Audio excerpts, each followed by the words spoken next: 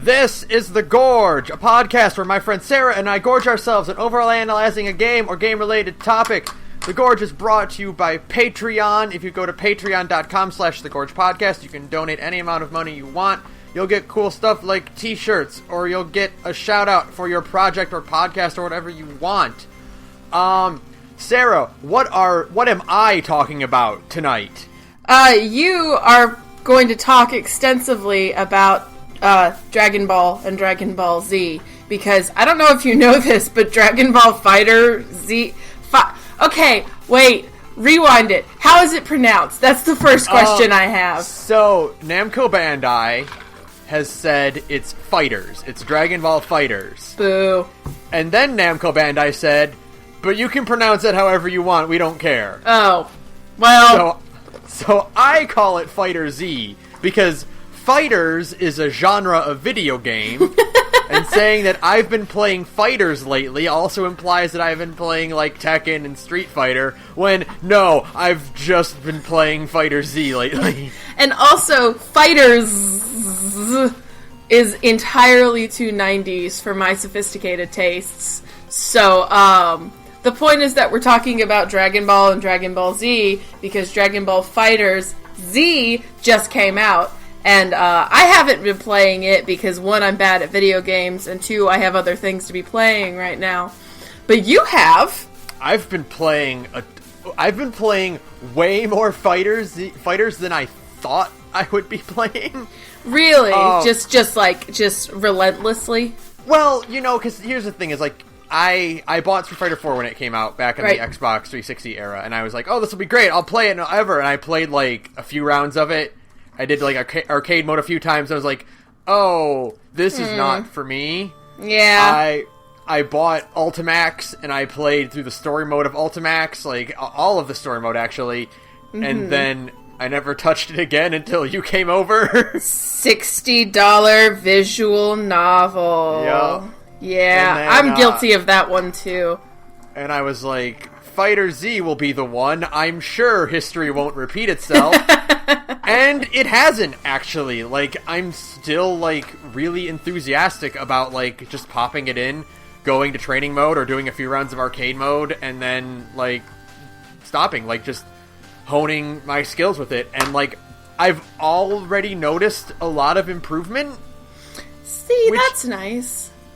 It's really cool. And, like, so, like, I want to talk first about Fighter Z as a game, then we can go into the actual series it's based off of. Right. I mean, like, first off the bat, like, it's probably one of the best looking fighting games that's come out in the past, like, decade or so. Yeah, easily. That's the one thing I can actually speak intelligently about, is the fact that Fighters just looks really good.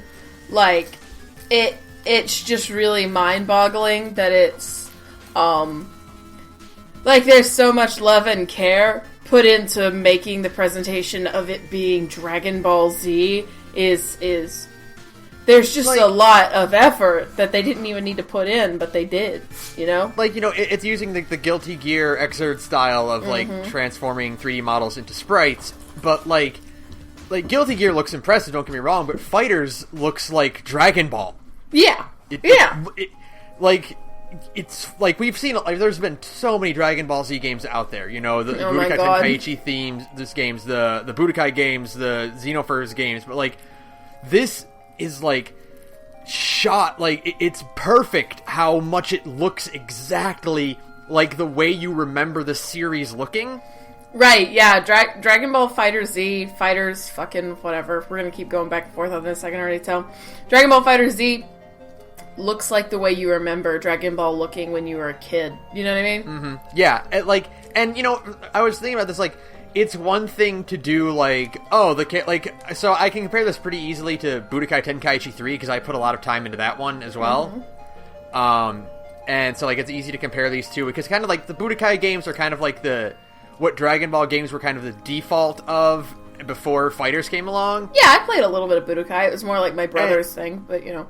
Yeah, and so, like, you know, when you play Budokai or Budokai Tenkaichi, where it's like, okay, well, the characters, their special abilities are their attacks from the series, you know? Mm-hmm.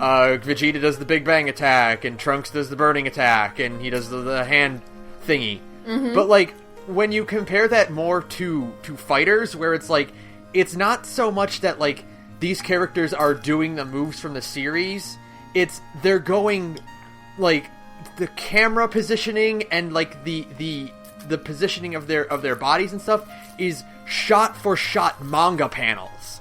Yeah, for sure. It's like exact scene recreations sometimes, and that's like the coolest thing in the universe. You know, Trunks has an attack where it's where he does a leaping slash, and if he hits you with it, he does the rapid fire sword swing, and then he crosses his arm and does the energy blast, which is the one he used to kill Frieza. You know, right, yeah.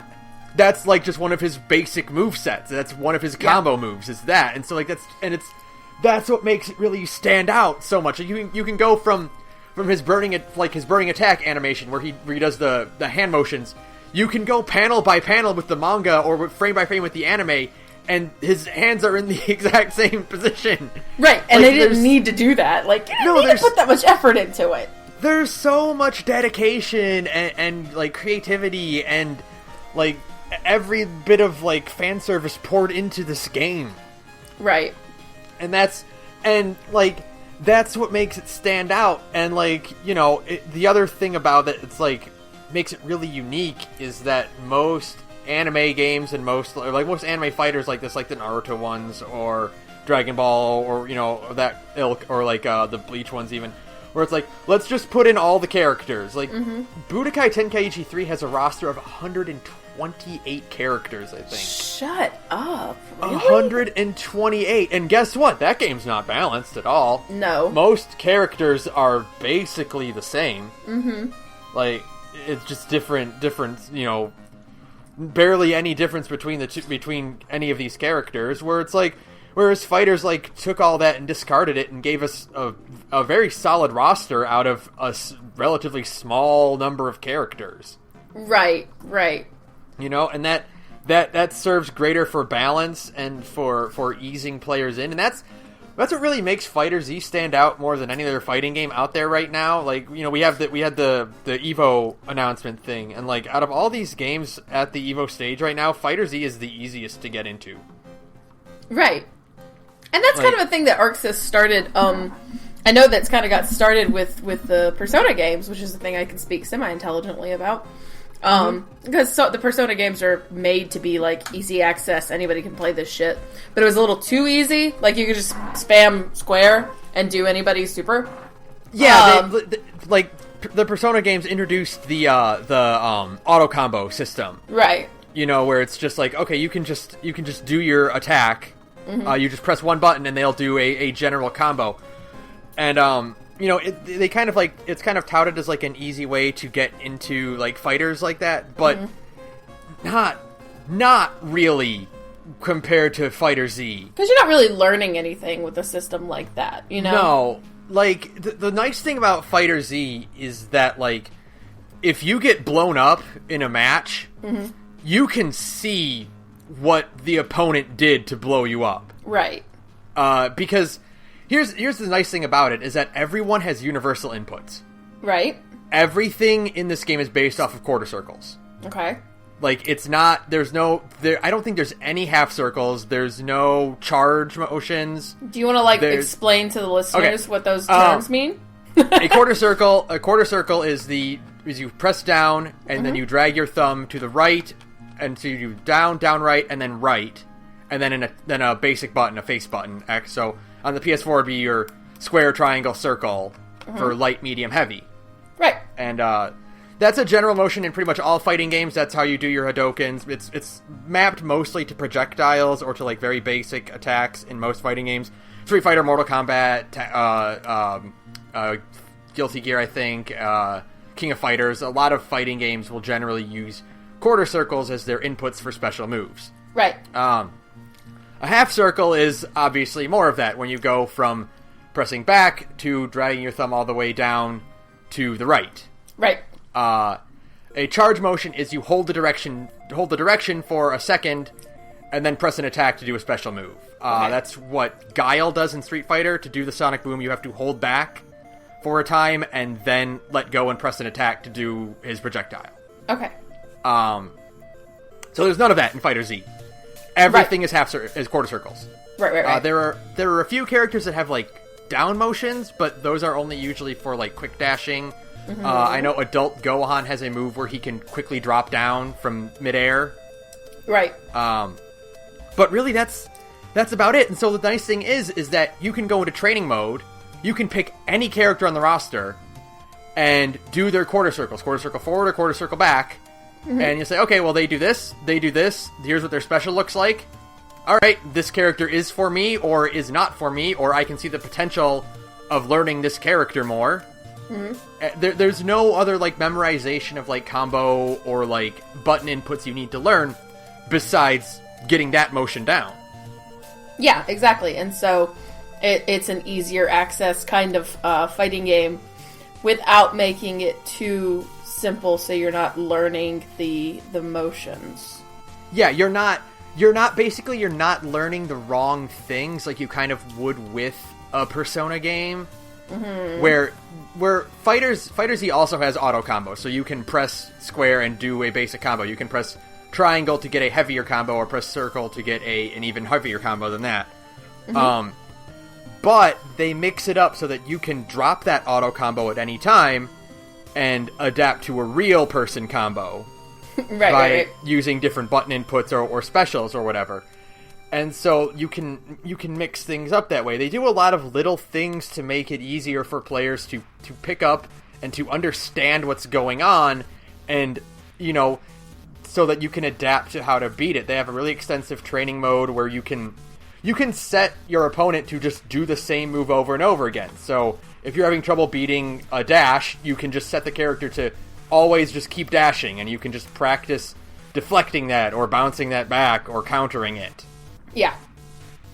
That's what makes it really, really interesting. And they also have this really, really cool thing in the training mode where they'll get character specific for certain things. Like, for instance, Frieza has a Golden Frieza mode where he turns into a much faster version of himself. He's faster and stronger.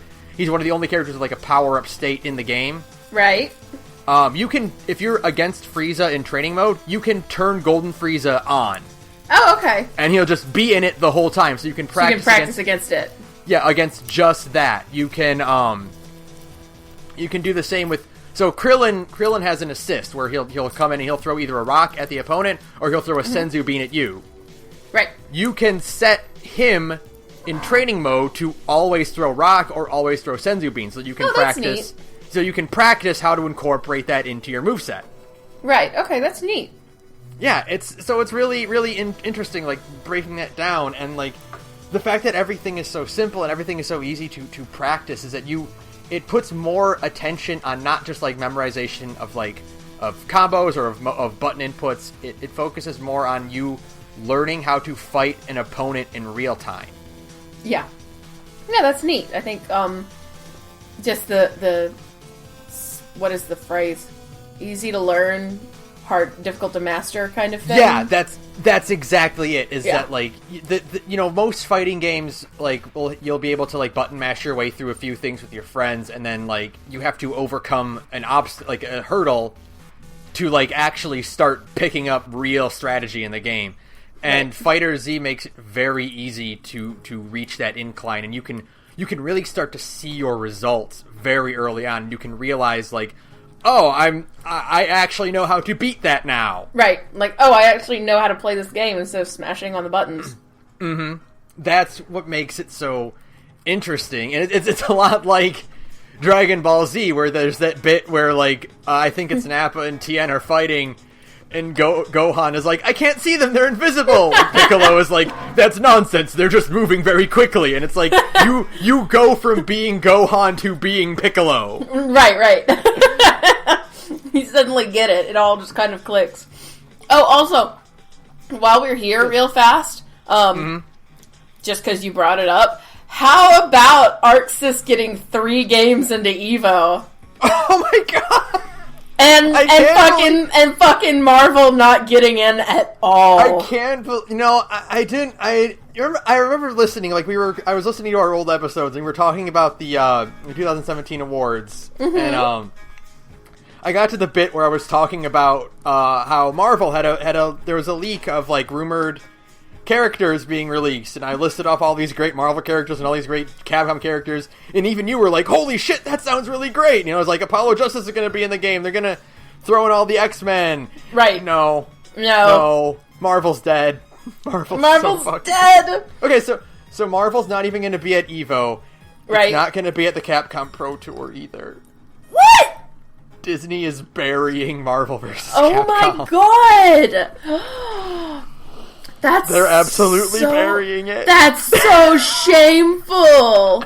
Holy shit, I told you Disney ruins everything. So what the rumor is, and what's actually pretty likely from a business standpoint, is bury Marvel, next year, put out the real Marvel 4. Because now they own Fox, so now there's no reason to not promote all the other Marvel characters. Right. So, bury it. No one talks about Infinite for an entire year. The public forgets about Infinite. Boom, trailer for Marvel 4. Right, that makes sense. It's scummy. It's scummy, but it'll work. Especially if the roster's good. Especially if they actually, put in all the characters we give a shit about. So here's the best part, is that because Marvel's basically dead now, right? The game will forever have an imbalanced roster because there are more Marvel characters than Capcom characters. Oh no! Oh, that's a tragedy. So that will always exist now. Oh, that's so sad. Poor Marvel. But also, I don't give a shit, because that game is hideous. And just not good. Evo looks at several things. They look at who's playing the game. Will it look good on television? Yeah, because fucking Evo's going to be on ESPN this year. Yeah, we're going to see Goku on ESPN. Goku is going to be on the same channel I watch college football on, because nothing makes sense anymore. So, my favorite thing about Evo is every year we get the sports fan Evo tweets. Right. That are the fucking best, where it's, why is this video game bullshit on my sports? Where is football? Where is football? Get this video game bullshit off. Yeah, but fuck you guys, because ESPN plays poker. And then we'll eventually get like those tweets where it's like, I've been watching Street Fighter for 3 hours now. Every year. I'm waiting for college football tweets of like, why the fuck is this fighting game bullshit on my sports? Where's football? Holy shit, is that Goku? Yeah, because for real though, everybody fucking loves Dragon Ball Z, and that's a big problem. And by problem, I mean awesome. Because, like, so funny. Everybody loves DBZ. So as soon as you get, like, DBZ on ESPN, hell yeah. Okay, and for 2, listen, the joke is, like, college people, like, like, football nerds and shit don't like anime. No. I hang out on the college football subreddit, and I'll tell you right now, every single one of those dudes is a fucking weeb, okay? They're gonna be excited. They're gonna be hype as fuck, because Dragon Ball Z rules, and they're all giant nerds too, so it's going to be the best. But no! Fucking Arxis has 3 games at Evo this year.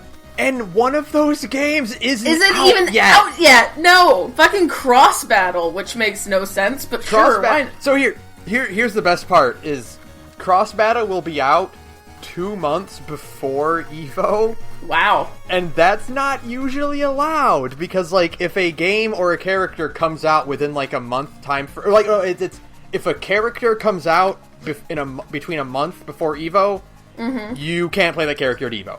That makes sense. Because there's no time to develop strategy for or against them. You know, it's imbalanced. Right. So they're just like, no, you just can't play the character. Right.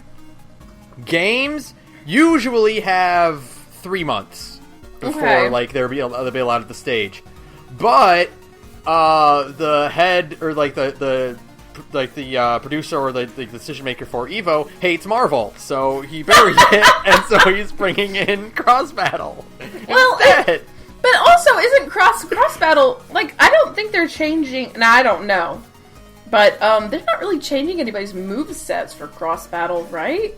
No, I mean, I would assume not, but there's also a slew of new characters. There's the Ruby cast, and the balance issues of putting characters with different movesets into the same game is a problem they learned with Marvel 2. Right. Where they just kind of wholesale copy-pasted characters into the Marvel 2 roster from other games, and that's why Marvel 2 is so busted, and there's only 6 good characters. Right. That's fair. So, and I've heard people have gotten their hands on cross battle, and it was an early build, but people are saying it's not the best. Honestly, I'm not surprised, because everything I hear about cross battle just kind of looks like a clusterfuck. Mm-hmm. Which is fine. 20 DLC characters, and the roster comes out with 20 characters baseline. Yay! Now I know a bunch of those TLC characters are now going to be free because everybody lost their collective shit. Because I know Kanji is free DLC now. And I know Blake and Yang are free DLC now. Because they were going to originally put the game out without the full cast of Ruby. Even though they were saying, it's got Ruby characters in it, but only 2! Okay, sure. Great, guys. So everything about cross battle looks like a fucking clusterfuck. But I'm excited, because watching clusterfucks is almost more fun than watching, good games. Right. Watching a bad game, watching professionals try to play a bad game is almost always more interesting than watching professionals try to play a good game. You know what I mean? It'll be very interesting to see both Fighter Z on a main stage, and it's after being a relatively fresh game and seeing a lot of new tech on that stage developing. Right. And also it'll be fun to see a game as clusterfuck as Cross Tag Battle being played by people who have no idea what they're doing because they've only had 2 months to practice. It'll be fine. It'll be so much fun. Evo's gonna rule this year. Evo is gonna fucking rule this year. So Now, speaking of hype for Dragon Ball Z, I do want to talk about not only just mechanic-wise how fucking good it is, and how, shot-for-shot panel-wise, and how that stage is going to fucking blow up at EVO because people are going to see this game and get fucking mad hype. Right. There's already been a few smaller tournaments, and, all of them are super fucking clutch and fun to watch. It is a very colorful game. And, so, yeah, on just, a general positive note, the roster is, fucking rock solid in this game. And the first 2 DLC characters are, Bardock and Broly, which is awesome. And, I've had, a lot of thoughts about, who do I want to see in this game? Because, right now, they have everyone you need, Right. There's, and, what's really cool is, and I like this especially in this, the story mode, when you get certain characters, if they come with another character, Captain Ginyu has the Ginyu Force as assists, and 18 has 17. Right. When you fight, if you fight Ginyu on the battlefield, in the story mode, and you have, a random encounter with him, because they do this, grid-based, map where you can just get into random battles. Oh. In the cutscenes, Ginyu is with the Ginyu Force. Oh, that's rad. They kind of count the Ginyu Force as a character slot. Right. That's cool. And, cool. the same with 18, technically they, in the story mode, as far as I've gotten into it, they have 18 with them, but they don't have 17. Right. So you can't play as 18. Right. So that's, and that's, really cool things like that. So yeah, they have, everyone you could want, because the Ginyu Force are assists, and 17 is an assist, so he can't be in the game. I want Mech Bulma. Yes, that would that's be the cool. only. That's literally the only. I will actually buy Fighter Z if DLC is Bulma in a mech suit. I'll be cool, I'm in. That's all I ask. But they can't put Kid Trunks or Goten in because Gotenks is already playable. Right. And so, like, it's cool stuff like that. So, like, yeah, we're getting Bardock and Broly right away, and there's hints at Cooler as well. Cool. It needs to be Giant Cooler. That was the one movie we watched. Yeah, it need to be the big buff Shredder Cooler. Right. With his radical ass design. Yeah, and so I'm thinking, like, who else would I want in it? And, like, I would like people who are not from Dragon Ball and from GT. Like, I kind of wanted to keep it, like, Super and Z only. Right. You know, so, like, I'm thinking, like, oh, Master Roshi would be cool. There's a bunch of the female Saiyans from Super. That would be cool. Right, that would be dope. Yeah, because, well, they're getting Broly, so, like, they can't put, I think it's Caulifla, who is the big buff female Broly type. Oh, yeah. Yeah. Oh, no, it's Kale. It's Kale. Kale is the buff Broly. I thought I saw on Twitter it was Caulifla. I can't remember because I'm not at the Tournament of Power yet because I'm only watching the dub. Oh, right, because grandma voices. Because but they would be cool. Like either that or their fusion. Like if they do anything, it'd probably be their fusion. Right. Kefla, because that's like the most distinct. Like Kaba would be cool. Obviously, they're gonna put Jiren in. Yeah. Once Jiren starts doing actual cool shit, they put Jiren in. Once Jiren does things. Basically, the way I've heard it put is once Jiren shows off a moveset, they can put Jiren in the game. Because otherwise, it's a spoiler for Super. Mm-hmm. But yeah. I would like Master Roshi. You know, they can put in a few more movie characters like Janemba or or whoever. Right. Yeah, so they have plenty of characters to pick from, and I'm super excited to play as Bardock. And I'm thinking like my team right now is Goku, Adult Gohan, and Yamcha. Right. And I'm like, Gohan is my weakest character. If I'm gonna drop anyone, it should be Gohan for Bardock. That's a weird timeline. Right, but but I want to play as the family. Right, of course. Bardock, Goku, and Gohan. Of course, yeah, of course. That would be the coolest. But I'm also like, but Yamcha's like one of my best characters. Oh my God. So I'm thinking like I have to develop a new team to keep playing as Yamcha. This is what I mean by like the weird timeline where everybody is like, no, Yamcha rules. I'm like, Yamcha. Dragon Ball Fighter Z is actually a bad video game. It's so funny how, like, Yamcha is actually one of the best characters in the game because he just has he's fast, he has great rushdown, like, he can just really get in real quickly. Right. He can follow up really easily. He has the Wolf Fang Fist, which is, you've seen Marvel, you've seen the Berserker Barrage, where it's just a constant, like, swiping as you dash forward. Right. Well, that's his, like, light version of it. Right. His medium version has him charge forward and then quick dash behind you and finish it up, so, like, half of it is in front, half of it is behind, so if they're blocking your combo, you can do the medium version of it and get behind them. Oh, that rules, actually. That's really strong. Yamcha's a good character in Dragon Ball Fighter Z. Nothing makes sense anymore. Yamcha, the guy who always gets clowned on. Man, the guy who got coached by Vegeta. It's cold. It's so funny. That's cold. That, like, now he's one of the best ever. That's amazing. That's so great. Well, good for Yamcha. Yamcha redemption arc. Yeah, well, it's funny because they have like the whole dramatic finishes thing where it's like if you do certain matchups and they go one way or the other, like you get a cool cutscene. Right. Yamcha has one against Nappa. Oh my God! He'll destroy the Cybermen and then blow Nappa up, and then Nappa will be in the crater. Yes! In the Yamcha pose. Yes! He's in the Yamcha crater. Redemption arc. It's like one of the only ones that's like unique and not cribbed like shot for shot from the anime. Right. You know, like because like Goku and Frieza have the one where Goku blows him up after like trying to spare him. Goku and Beerus have a really cool one where Goku deflects the planet destruction beam and like Beerus catches him before he falls into the atmosphere. Right. It's all really, really cool shit, and it's like, and that one's like the only unique one where right. I love it. Oh, Dragon Ball and Z. I fucking cannot wait to see what dramatic like intros and dramatic finishes Bardock and Broly get. Bardock fucking better have one with Frieza where he gets the revolution speech, you know? Right, yeah. Oh, I want that. That would be rad. Oh my God, he's so fucking cool for Bardock, for Broly. For Broly, I really want like, it'd be great if you could get like, if you have Goku and Vegeta, or Goku and Piccolo on your team against Broly, they do, like, the little thing where Broly just stands there and they just swing at him and it's not working. Oh, man. Oh, the coolest character. Broly's so fucking cool. I hate Broly. He's so dumb, but he's so cool.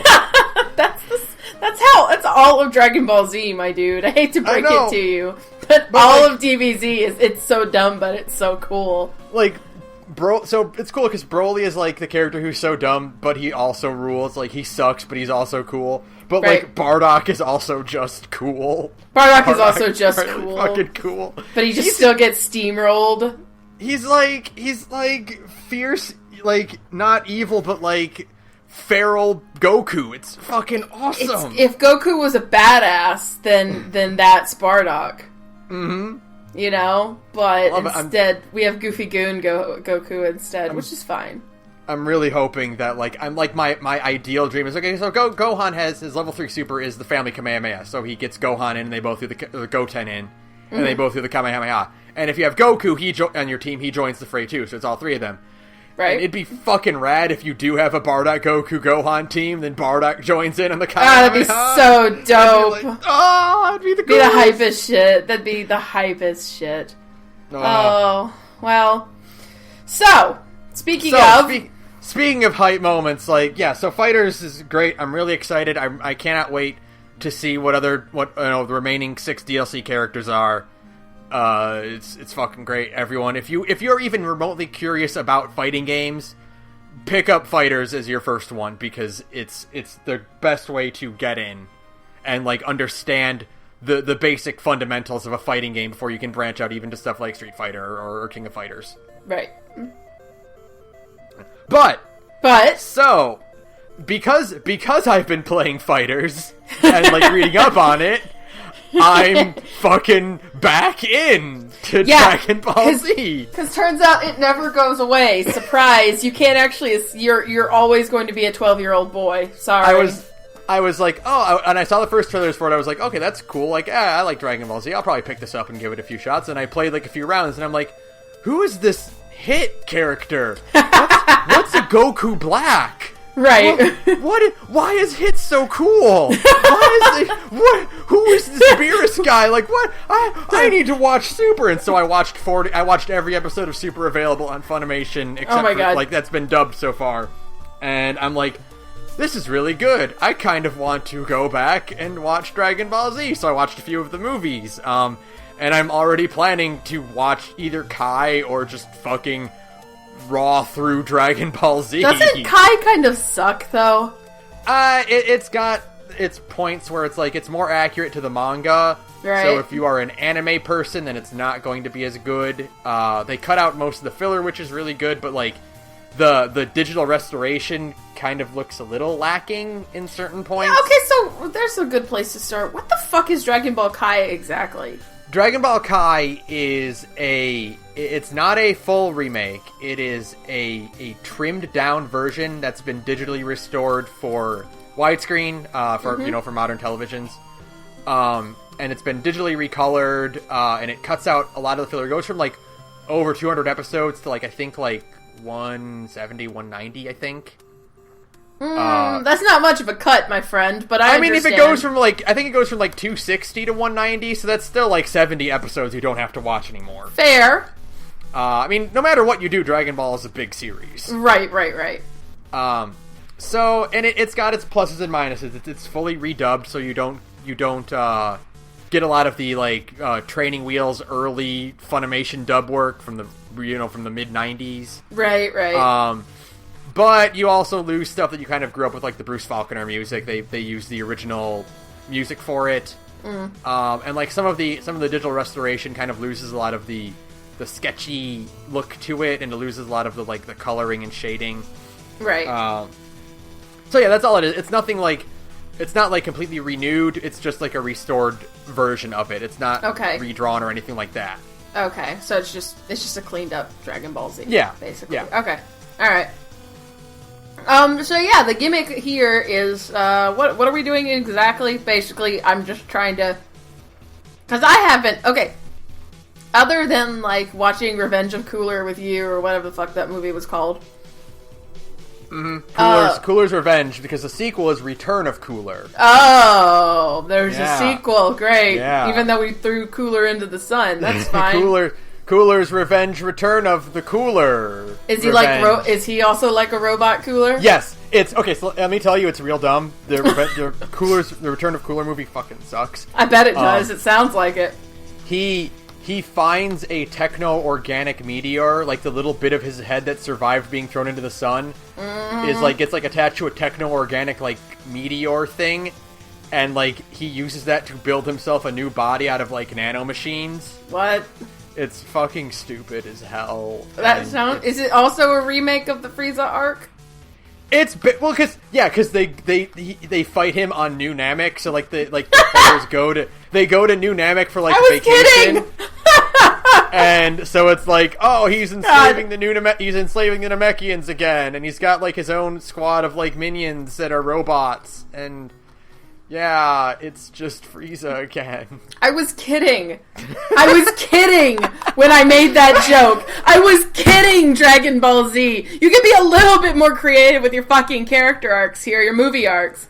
God, I know you're not One Piece, but come on! It's very interesting about how, a lot of these movies are just this is just a heightened or quickened version of the whatever arc. They're all, literally every Dragon Ball Z movie that I know of exists for the sole purpose to make Goku fight someone good. That's it. Mm-hmm. That's all of them.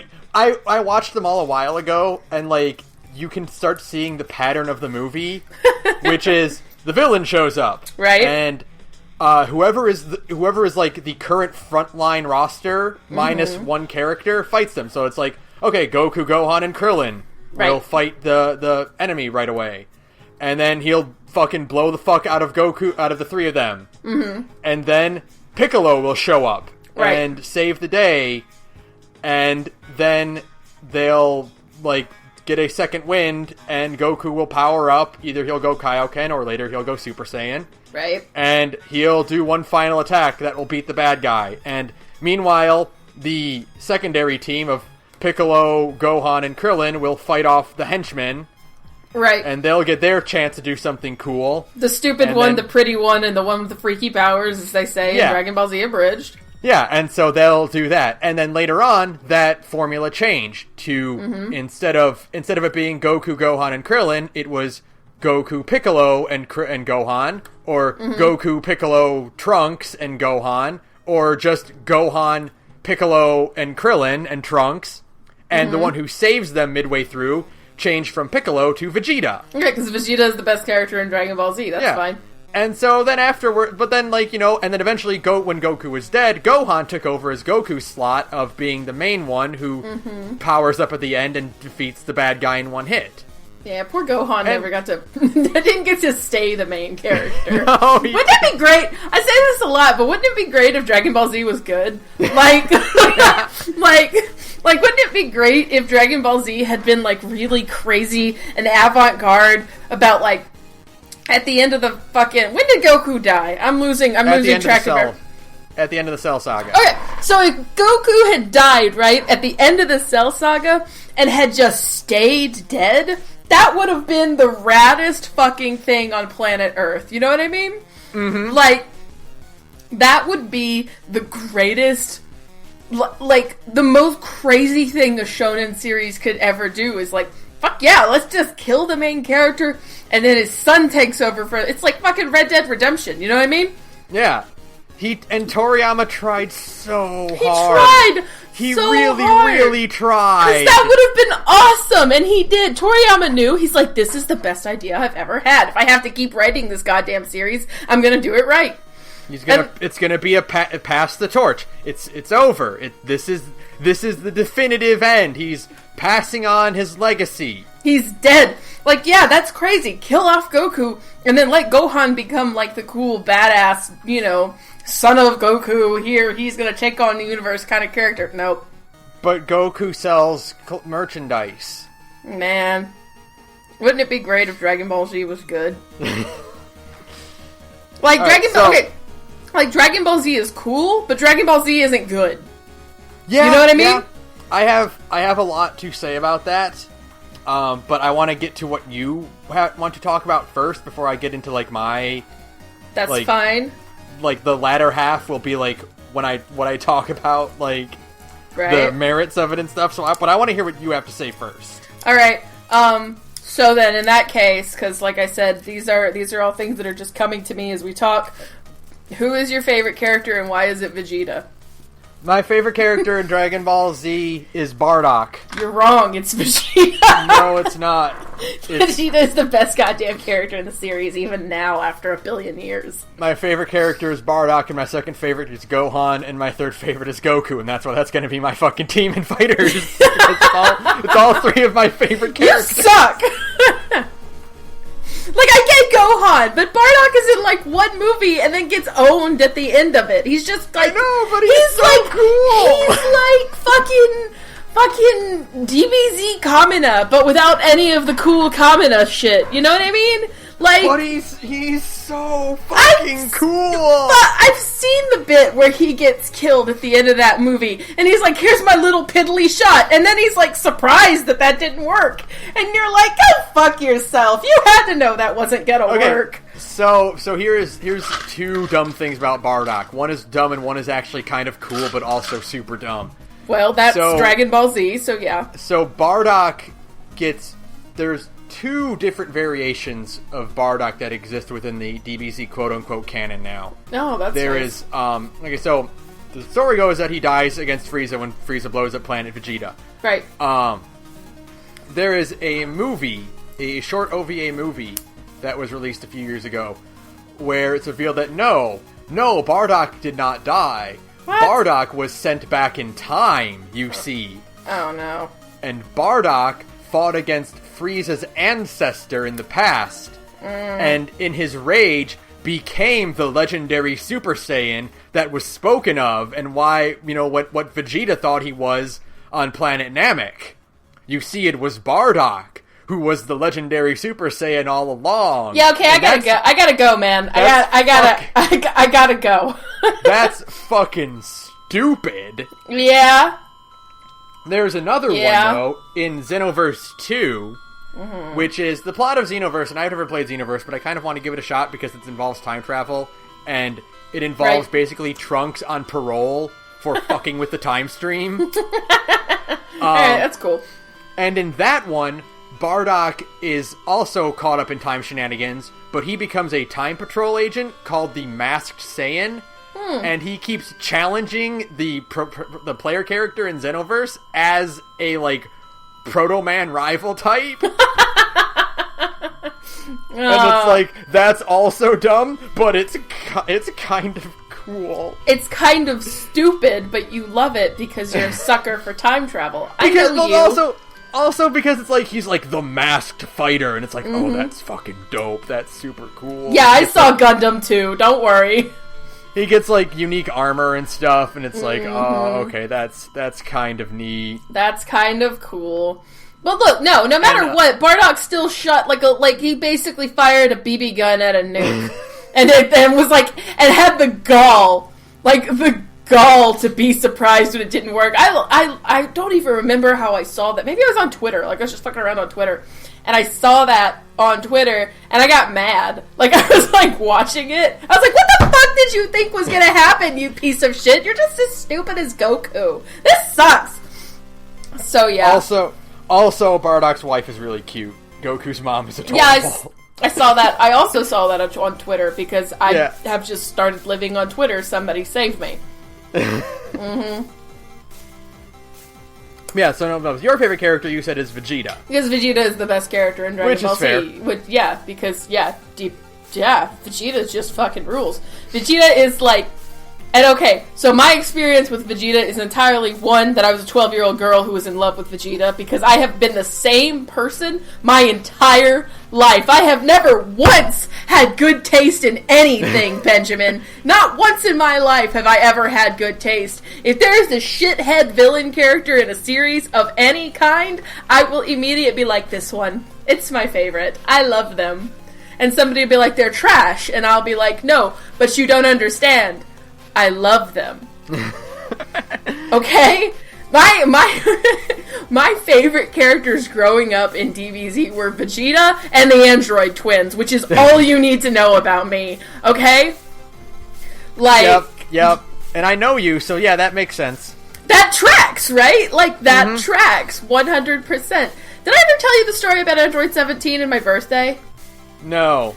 Oh no. You want to know why I don't think anything good will ever happen ever? You know, like the Louis C.K. joke.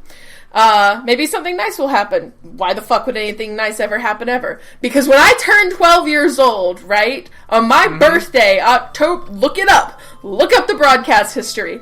October 20th, whenever the fuck I was 12, it's a long time ago and I can't do math, is the episode Android 17 died. It was the episode he got eaten by Cell? Yep.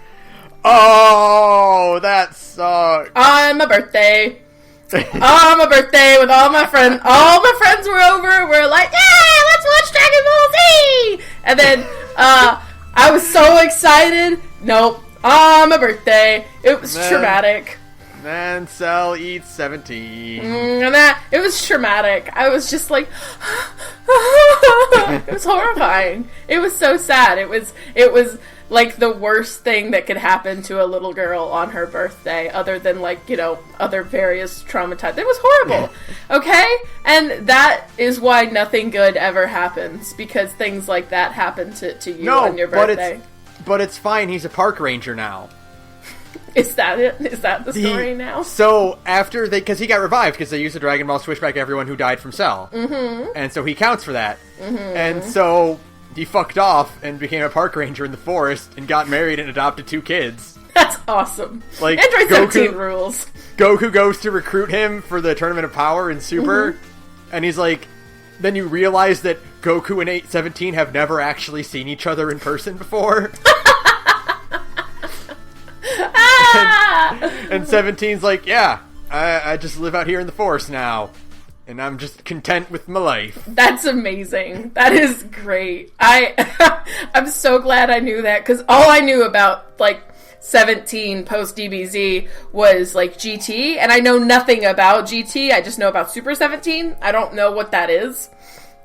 It's, okay, so Super 17, I do know this much about it, because I also know very little. So, in Hell, in GT, Dr. Gero teamed up with another scientist who was also in Hell. Whatever you were about to tell me sounds like the dumbest fucking thing I've ever heard in my entire life, but let's roll with it. It's from GT, so, yeah. Okay. So, down in Hell, they built another Android 17. They just built Android 17 again. So, evil Hell 17 escapes from Hell, and he fuses with regular 17. And they become Super 17. And Super 17 looks like fucking shit. Dragon Ball GT kind of sucks, doesn't it? GT is fucking stupid. And I'm glad Super retcons it. I'm glad Super retcons it super hard right away. Wait, how? Okay, so in the first episode of GT, like, the reason Goku gets young again is because, I don't know if you remember from Dragon Ball, but you had what's his name? The little goblin guy with Shu and Mai. Pilaf, Emperor Pilaf. Right. The little goblin guy. So they're all super old in GT. And they're like, Goku, like, stomps their robot super hard, and like, they have the Black Star Dragon Balls, and like, Pilaf is like, fuck you, Goku, I wish you were a little kid so I could stomp you again. The Dragon's like, I heard that, and so that's why Goku gets young again. Right. But, so in GT, they're all really old and they're all grandpas and grandma. Right. Super is revealed that the reason that they couldn't use the Dragon Balls in the Android Saga is because the Pilaf gang used them first without anyone knowing and wished for youth. So they all got de-aged into, like, toddlers. and so they're all really they're like 12 in Super because they hang out with Trunks and Goten. And so awesome. so they're all really young, and so they can't be grandmas in GT because they're all babies now. Perfect. It's fucking hilarious. It's like the idea, and it's such a bummer that GT kind of sucks, because I saw a bunch of like promo art and stuff for it. Oh, like... And it's so really good! What's the problem with GT is that GT had Toriyama design a bunch of cool enemies for them to fight in GT. Yeah! But then no one wrote them well, and they all sucked and were dumb. Yeah, because, like, all of the promo art I saw for GT, like, fucking rules.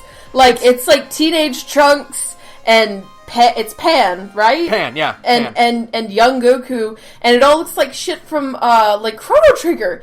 And it's just, like, this incredible, cool, like, alien planet-looking stuff, and you're like, this is exactly what I would want from a Dragon Ball, you know? And then you read about it, and you're like, oh, no, it's bad! Oh, it's all real dumb, it's and, like, really dumb. No one matters, and it's all stupid, and you basically, they're handed the gold of, like, hey, Akira Toriyama, design robots and aliens. Mm-hmm.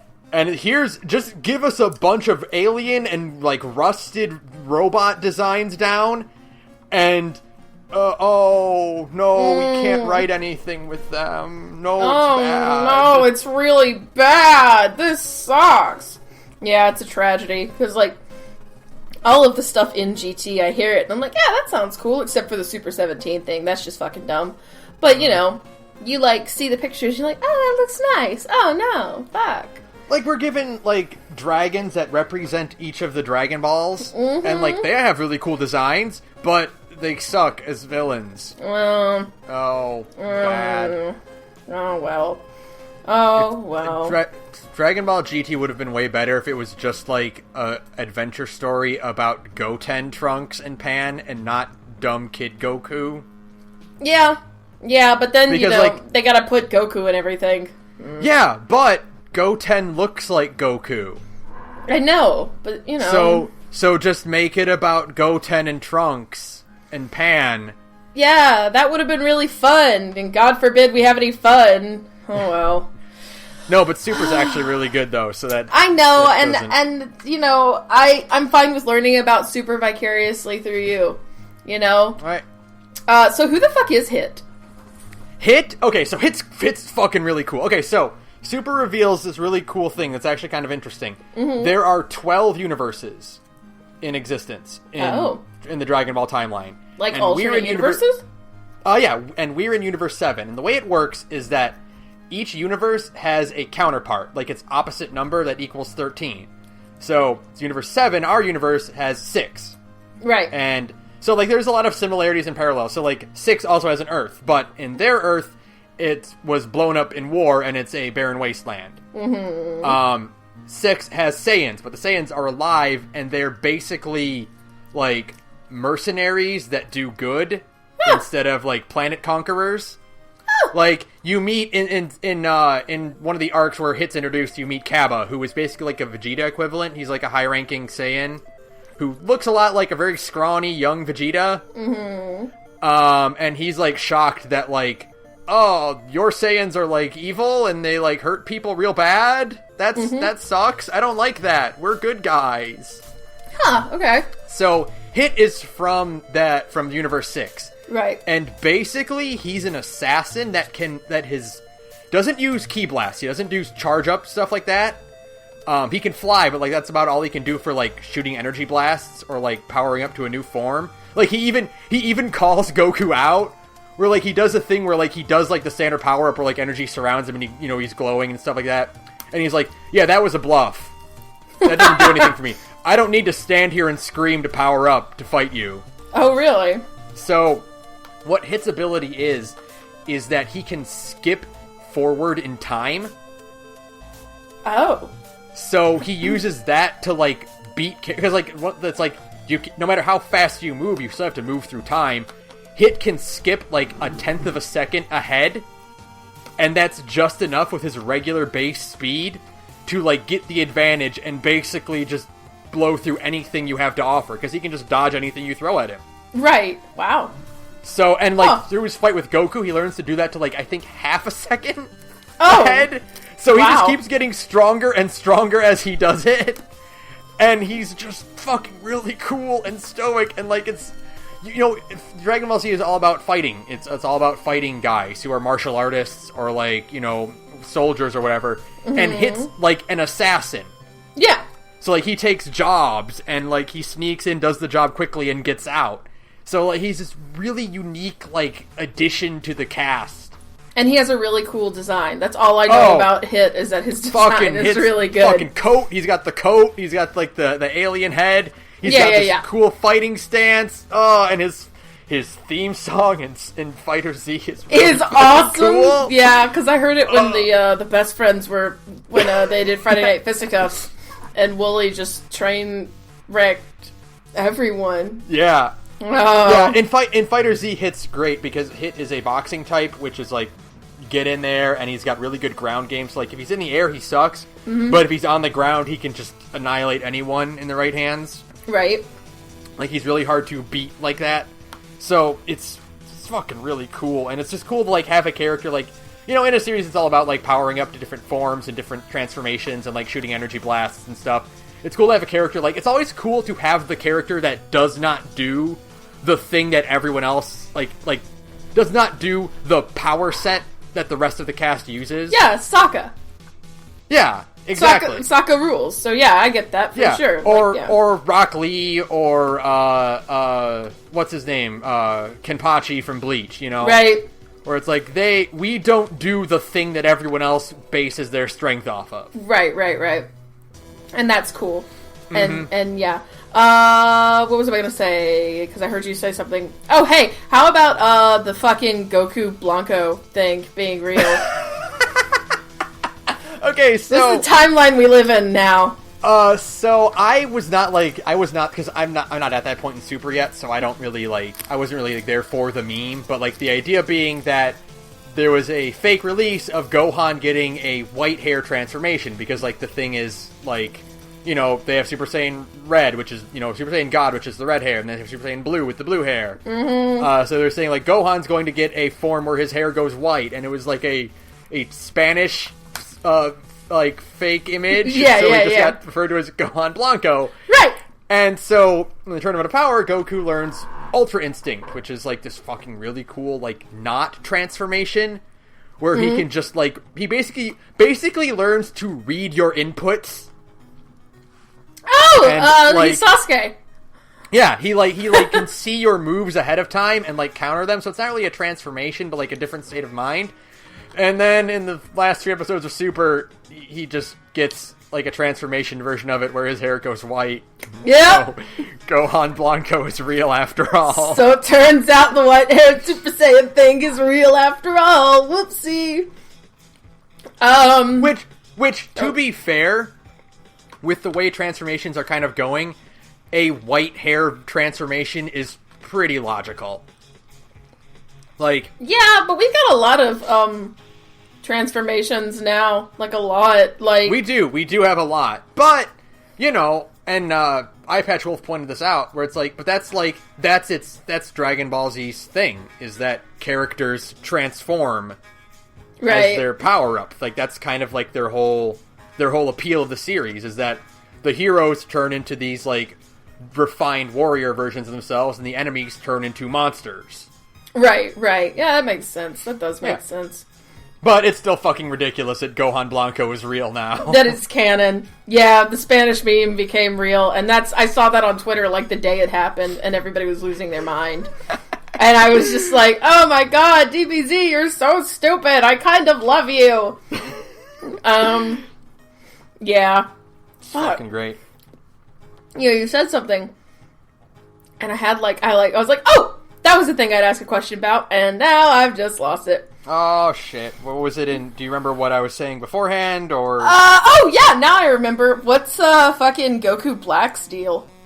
Okay, so, again, I'm not quite there, because there's only a few, the Funimation episodes are a few behind what's airs on Toonami, so I'm not quite there. What I do know, just from, like, watching things, is that Goku Black comes from another alternate timeline. Right. Where he's basically a guy named Zamasu, who I think is like an Elder Kai. Like, the Kais you see in the Buu Saga, the purple skinned guys with the white hair. Right. He's like an evil version of one of them, and he used the Dragon Balls to trade bodies with Goku. And then killed Chi-Chi and Goten, and then somehow got to Future Trunks' timeline. And teamed up sure. And then teamed up with the Zamasu from that timeline. Okay. So like now it's Goku Black, who is this Zamasu guy, is teaming up with his past self. And they are so now I feel like I'm about to go blind because I just realized, so there's 12 universes, right? Yes. And so time travel in DBZ is kind of weird, right? Okay, so here's how I can explain it. The universes are horizontal. Right. Time travel is vertical. So when Trunks travels back in time and creates a different timeline, that's still in Universe 7. Okay. So it's just Universe 7 has a bunch of branching timelines. And actually it's a plot point in Super that, the Galactic Police are mad at Trunks for time traveling because it causes instabilities. It's still, Yeah, so... That's a lot. It's very weird, and, if you think about, the timelines that are created because Goku Black is now time traveling, it branches even worse than what Z had with Cell and Trunks time traveling. Right. It's a very big mess, because Dragon Ball Z uses the sloppiest version of time travel, which is branching timelines. Right, yeah. The cleanest version of time travel is Fate, which is you're in the past because you were always meant to be in the past, and your events cannot change the future. Right. There's also, the Overwrite, which is your events in the past will erase what happened in the future, and it just didn't happen that way anymore. Right, Back to the Future. Yeah, and then Dragon Ball Z it just branches off into new things. Trunks doesn't fix his timeline, he just creates an alternate version where things are okay. Right. Oh. So, yeah, and so it gets real sloppy when more and more people start time traveling. Yeah, because you were in this alternate universe, there's there's universes within universes, my friend, and it's not... Yeah, there's timelines and there's universes. Yeah, it's not great. It's a little... It's confusing. It's a little weird. Okay, so it's been a while, too, and what exactly... So this is gonna make me sound like such a fucking whatever, like an idiot, but it's been a while and I don't really give a shit, so it's fine. So Perfect Cell isn't actually from the main timeline, right? No, okay, he's from the future or something, right? But let me see if I can get this right myself before I explain it to you. Okay, so let's start from the very beginning. Okay. So you have the original timeline, which is Goku dies from the heart virus. Right. The Dragon Balls can't wish him back because he died of natural causes. Mm-hmm. The androids show up. Mm-hmm. Kill everyone but Gohan and Trunks. Right. That's the original what should have happened. Right. Trunks travels back in time. Kills Frieza. Gives Goku the heart medicine. Okay. That creates our timeline. Right. Which is the one where Trunks, or where the Z Fighters defeat the androids and defeat Cell and go on their merry way. Right. Technically, because Trunks again traveled back in time to help the Z Fighters against the androids, he creates another branching timeline, but Wait, what? Because every time you travel in time, you travel back, you create an alternate timeline. Oh, okay. So, Trunks does that. He creates an alternate timeline by going... Because he travels back to kill Frieza. Right. And he's like, okay, here's the medicine. Peace. I'm out. Yeah. And then, 3 years later, he comes back to help them fight the androids. Uh-huh. So that technically creates another branching timeline. So... I hate Dragon Ball Z. So, it gets worse. That's already a big mess. No. So there's another timeline. And so here's the thing, is that you are not supposed to travel back further than you initially did. Because that just screws things up even worse. So, right. Trunks screwed up by creating 3 alternate timelines already. If he had traveled back before he arrived to kill Frieza, that would cause even more shenanigans. So that's what Cell did. Okay. So there's another timeline somewhere where Trunks uses a remote detonator to blow up the bombs in the androids. Right. Because of that, he never trains any harder, and so Cell kills him after he hatches. Right. He takes Trunks' time machine and goes back to before Frieza arrived. Okay. And incubates. So, the Cell from that timeline is now shunted into the canon timeline.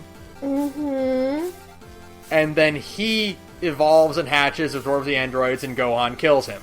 Right. So, yeah.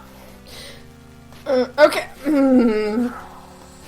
I know. And that's just Z. No! Because of Goku Black, it branches out even further. No more! And further. No! This is horrible. Okay.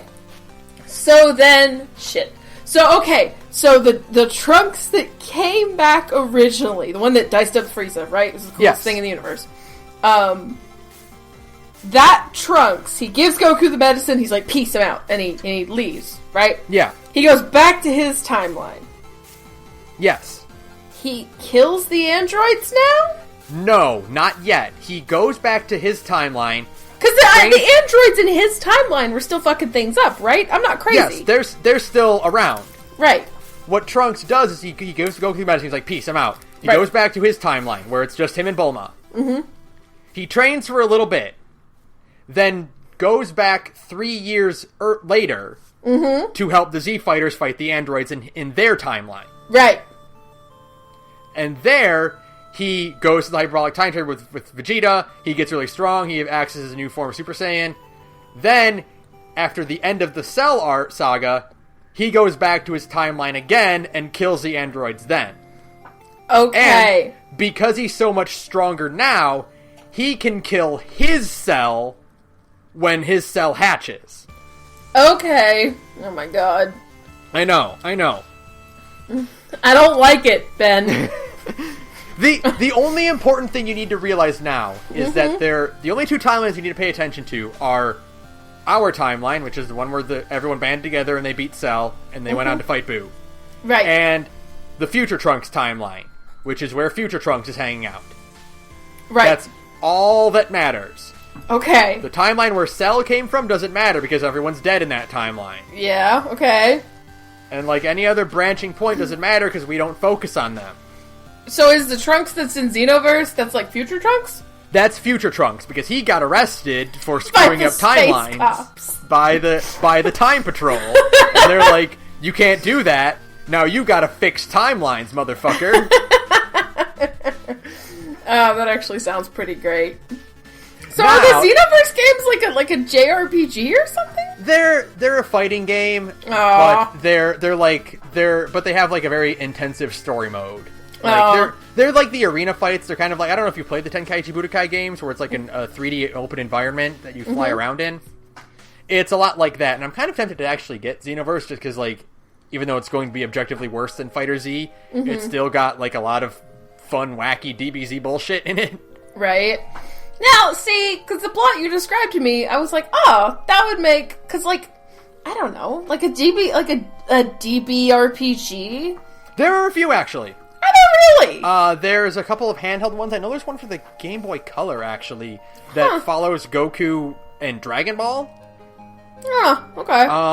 And actually, it's kind of funny, because, like, a lot of the, I think it's Budokai Tenkaichi 2, has a really interesting story mode where they kind of like they do like the standard like adaptation of the story arcs where you fight, you know, each enemy, you know, and they kind of like recap the events. But they do this cool thing where they fold the movies in too, by just like saying like also Cooler was there.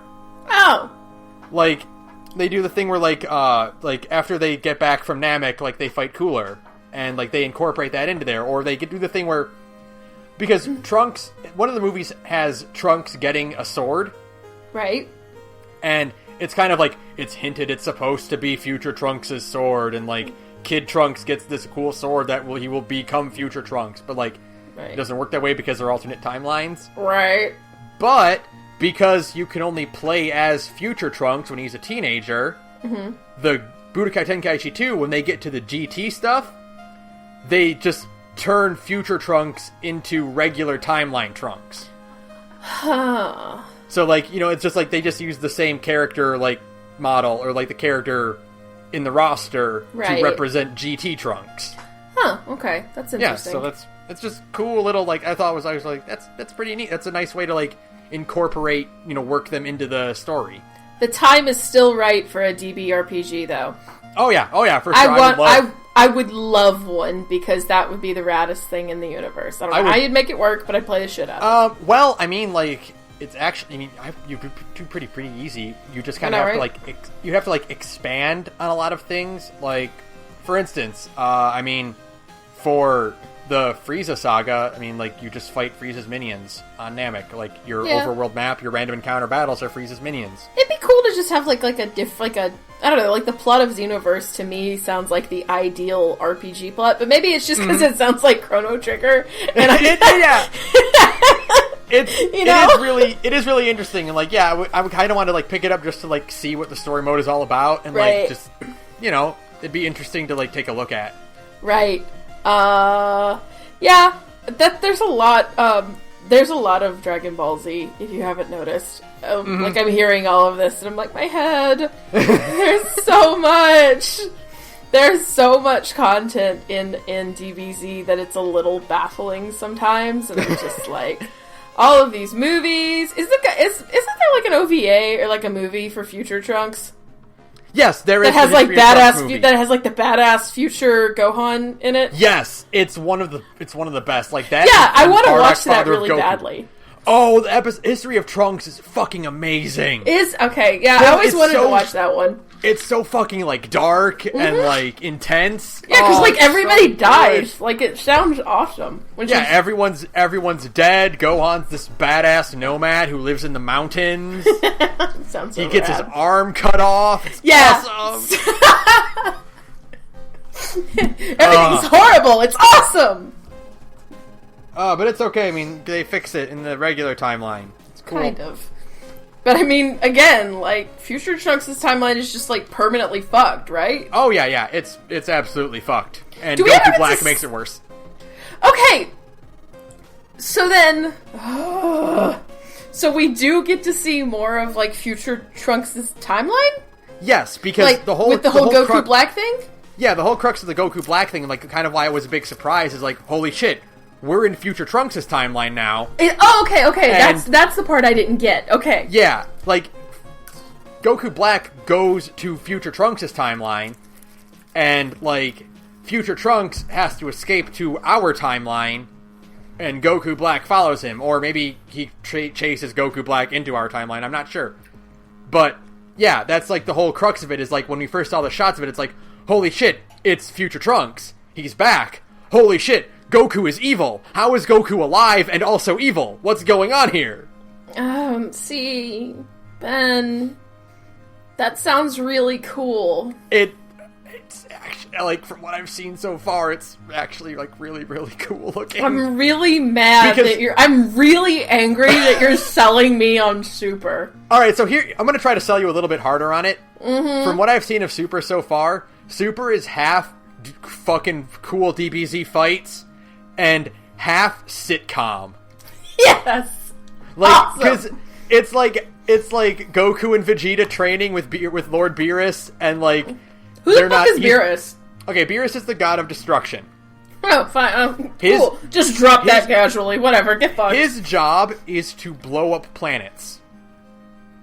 Like, it's like if a planet, like, needs doing, like, Beerus is the one who blows it up. There's also a god of creation, but we focus on Beerus because he's the god of destruction, and DBZ is about fighting. Sure. Cool. Yeah. There's just got fuck it, whatever. Sure. Yeah, fine. The only reason he doesn't blow up Earth is because Earth has the best food in the universe. I hate Dragon Ball Z. I changed my mind. No, it's really... It's great because like because having Beerus around adds to that whole thing of like these are like fucking living gods walking around, right? And they're just getting into capital S shenanigans. Yeah, man. So Beerus shows up at like the beginning of fucking Super or whatever. He's the first Super arc, and like because they had the whole movie where that's what the plot of Battle of Gods is about. Oh, okay. About Beerus, like. So Beerus hears a rumor of like a Super Saiyan God form, and he's like, "I need to find that out. Where are the Saiyans anymore? Oh, there's only 2 left on Earth. All right, time to go fuck up Earth." Sure, why not? Oh my god. So he's pretty much the strongest being ever. Like he has not been except beaten for yet. Goku. No, he's stronger than Goku. Goku lost that battle. Oh, that's neat. Okay, so the only reason he doesn't, like, kill everybody is literally for the food. Yeah, the only reason he doesn't kill everyone is because he likes Earth. Huh. Sure. So in Fighters, if you beat Beerus, oh, really? He doesn't go down, he just goes, "I'm bored." Oh, that's awesome. He doesn't, you don't actually overpower him, he just stops fighting. So does he just not... Because, I mean, like, there's more to Super than just Beerus, so does he just not, show up? The problem with Beerus is that Beerus doesn't want to help. Oh, so he's an asshole. So when, bad guys show up, and Bulma's like, "Hey, Beerus, Whis, help us." He's like, "Nah. I don't wanna." Radical. Sure. Yep. Sure. Fuck. What else were we saying? I got caught up with the whole Beerus I was thing. saying that Super is half sitcom, half fighting. Right. Because, Vegeta and Goku are training on Beerus's planet, and he doesn't want to do it. So they're trying not to wake him up while he's napping, and they're wearing these heavy weighted suits, and so they're waddling away as Beerus goes into a berserker rage because they woke him up. It's fucking great. Beerus is talking to his brother, who is the god of destruction of the Universe 6. And, they get into an argument, and, they start dissolving the planet around them. And, Goku and Vegeta are, trying to back up to not get consumed by the destructive wave. And they're just oh shit, this is the worst thing to ever happen. So there's a bit where Beerus and his brother Champa are my universe is better. No, my universe is better. Let's have a tournament with our strongest fighters. And Goku's like, fuck yeah, tournament. And... Beerus looks to Vegeta, and they're like, "Vegeta, are you in on this?" And you expect Vegeta to be the smart one. He's like, "Yeah, no, absolutely not. This is ridiculous and pointless."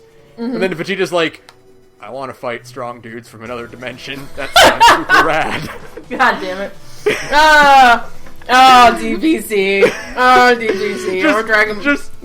Just seeing Vegeta, he's like, "I want to do that, though. I want to do that thing. It sounds like fun." I hate agreeing with Kakarot, but it sounds like fun. I also would like to fight. So then, they tell Bulma, "Hey, we're gonna fight these beings from another universe," and Bulma doesn't trust the Beerus at all. She's like, "Hey, he can destroy our planet with the flick of his wrist. Why are we humoring him?" And so no, it's cool. And Bulma's like, "All right, well, fine, fuck you guys. Why don't you just go off and train?" And Vegeta looks at her and he goes, "All right, bye." And he just starts walking off with Goku. It's just the timing of that is the funniest thing ever. Oh my god. I'm genuinely annoyed that you're selling me on Super. I hate you. I quit. I gotta quit the podcast. You gotta quit so you can go watch Super now. No, I gotta quit to get to retain my dignity. I enjoy being an ignorant asshole about Dragon Ball Z. So what you can do is you can watch Battle of Gods and watch Resurrection F, and then you can skip the first 20 episodes of Super. Oh, that's nice. Yeah. Oh, okay. Because Battle of Gods and Resurrection F are just they're the first 2 arcs of Super, but condensed into movie form. Oh, okay, that's pretty cool. And they look better.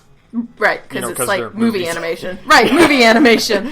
Yep. So are those movies because we watched fucking Cooler or whatever that one. Are those movies 45 minutes too? No, they're theater length. They're an hour. Wow, DBZ's moving on up in the world, trying to be a One Piece. Yeah. Oh, Well,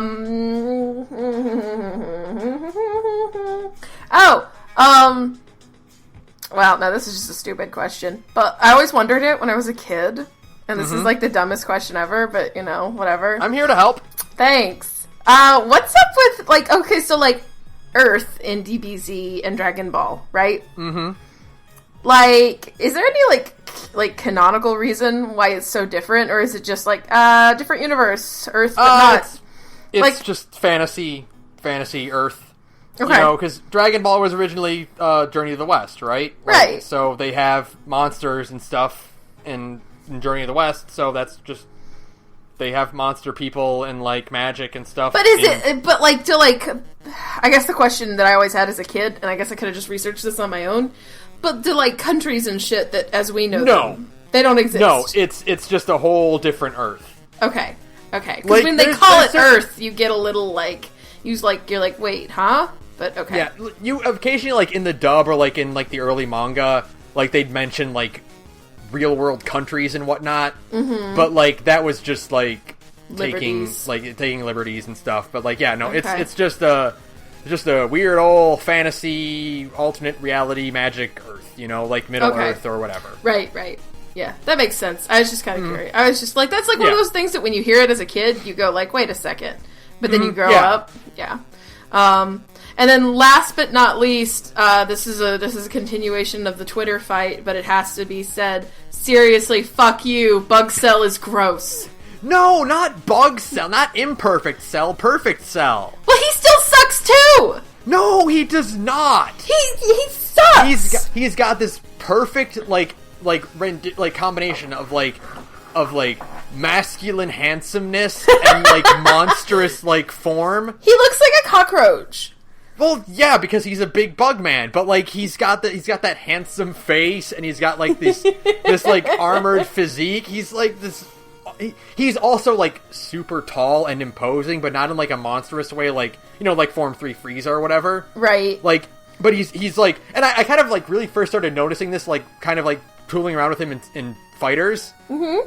Like, I kind of realized, like, holy fuck, this guy's huge. And you don't really, like, comprehend that at first. Yeah, until you see him, like... He's big.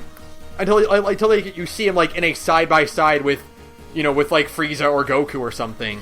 Right. Frieza's a manlet. Oh, yeah, Frieza's super small. Which, again, is also kind of Frieza's appeal, because he goes from, like, this giant hulking monstrosity to a very small, sleek individual.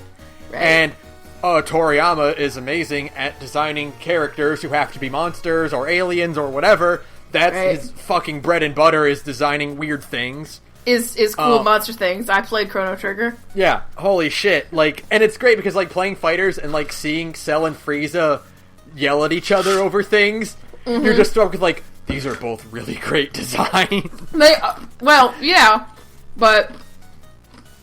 Hold up. No, I think Perfect Cell has probably one of the best designs in anything ever. Like, the giant cockroach wings add weight to his appearance. He's got, like, he also makes the crunching, like, footstep sound when he walks, which is always really good in anime. I love that, like, mechanical, like, clunking noise. Right. Yeah, he's got the fucking, like, charisma and, like, he's voiced by Damian Clark, and it's fucking amazing, and he's smarmy as hell, and he's constantly berating everyone. So in Fighters, in the story mode, if you pit Gohan, like adult Gohan against him, he just fucking starts ripping into Gohan for slacking on his training. And Gohan's like, oh no, I'm trying my best. I'm doing my best, but I had to go to college, or whatever the fuck it was. Yeah, like, he's like, I'm focusing on my studies, and Cell's like, you pussy. Gohan's a nerd. Gohan deserved better. Gohan deserved to be the main character. Fuck you, Toei. I'll fight everybody responsible for that decision. Instead we got Great Saiyaman. No, the Great Saiyaman's the best, though. You're wrong! His wife likes it. Well... So? That's what matters, though, as long as his wife likes it. So in Fighters, they make it canon that Gohan got inspiration for the Great Saiyaman from Ginyu Force? I saw that. Oh man, that is pretty good, actually. and there's a bit where Gohan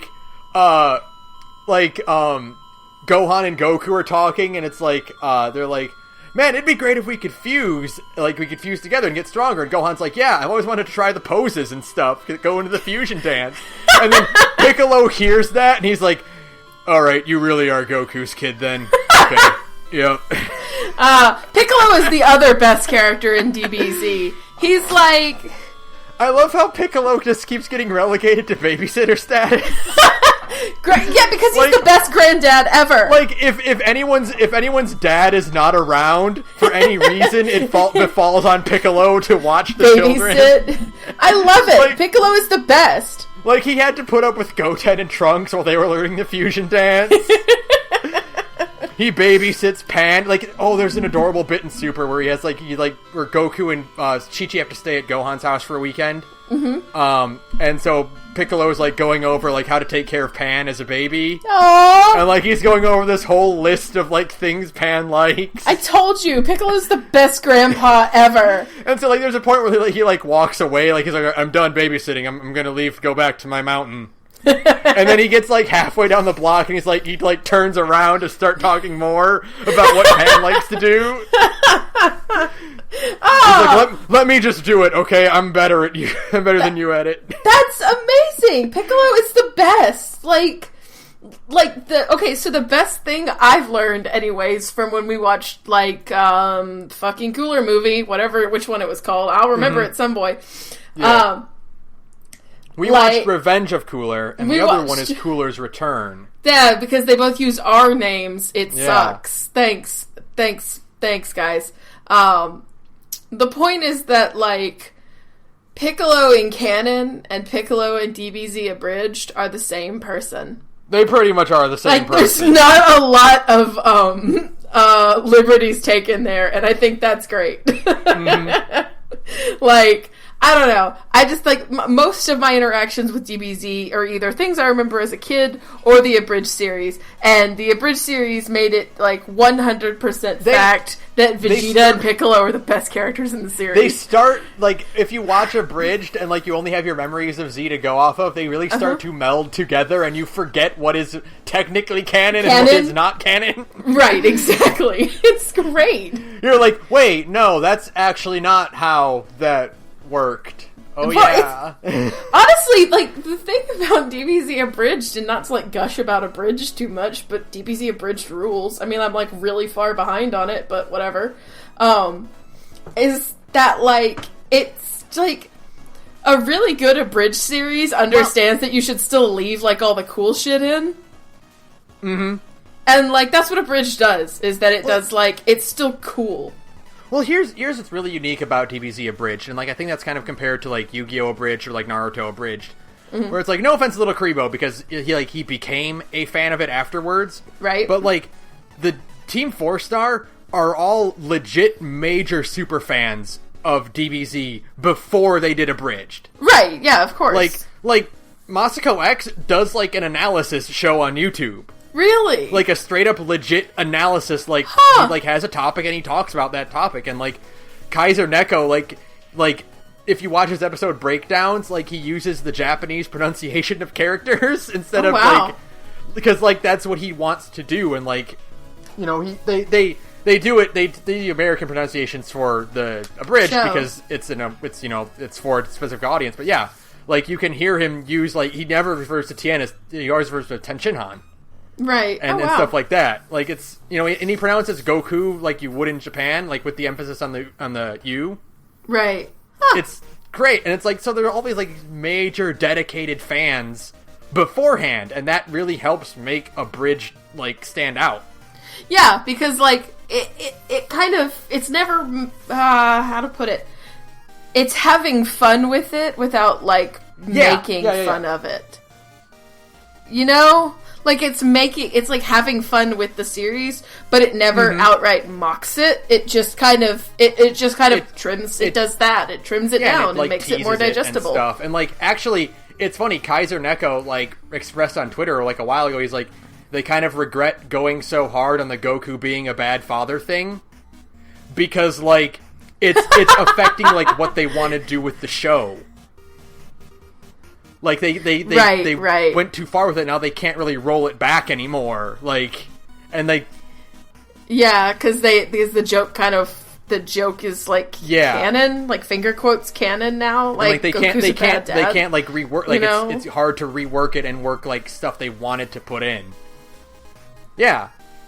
Mm-hmm. Really? Huh? That's interesting. Huh. Yeah. Oh, that's really cool. Yeah, DBZ Abridged rules. DBZ Abridged is pretty good, and that's like that's like a lot of my interaction with DBZ these days is either through that or through like what I know through fighters, or just like living vicariously through the best friends. Watch like whenever they talking about you know Super what I mean? Or whatever, or like when they played all the Dragon Ball games. Yeah, exactly. Exactly. And it's so, and I don't mind being the ignorant asshole, but I'm still like when I listen to big people talk about Super, I'm like, shit. Well, so here's the thing: is I was like, it's like a wave for Super, where it's like I hear like Super is really great, everyone should watch Super, and I also hear Super is the worst thing ever. I hate this, and it's like it's one of those things where like I was like afraid to start it because I'm like I don't want to watch a bad Dragon Ball thing. Like I lived through GT, I don't want to do that again. I'm not right. If I start this, I want to enjoy, this thing. I don't want to, like, sour my experience with these characters that I love. And so I finally started watching it, and I'm like, oh, it's pretty good. It's not, like, the best, but it's an enjoyable ride. Partly because, like, it's half shenanigan, dumb shit that happens. Yeah, and half and then Goku half versus cool Hit, shit. Yeah. Goku literally breaks his body to defeat Hit. Yeah. Right, that's pretty cool, yeah. So, DBZ, it's still somehow good, kind of, question mark. There's a lot I want to bring up now, because, like, I've been thinking a lot about Dragon Ball Z for, like, weeks now. So we already talked about how, like, fucking Toriyama is really good at character design.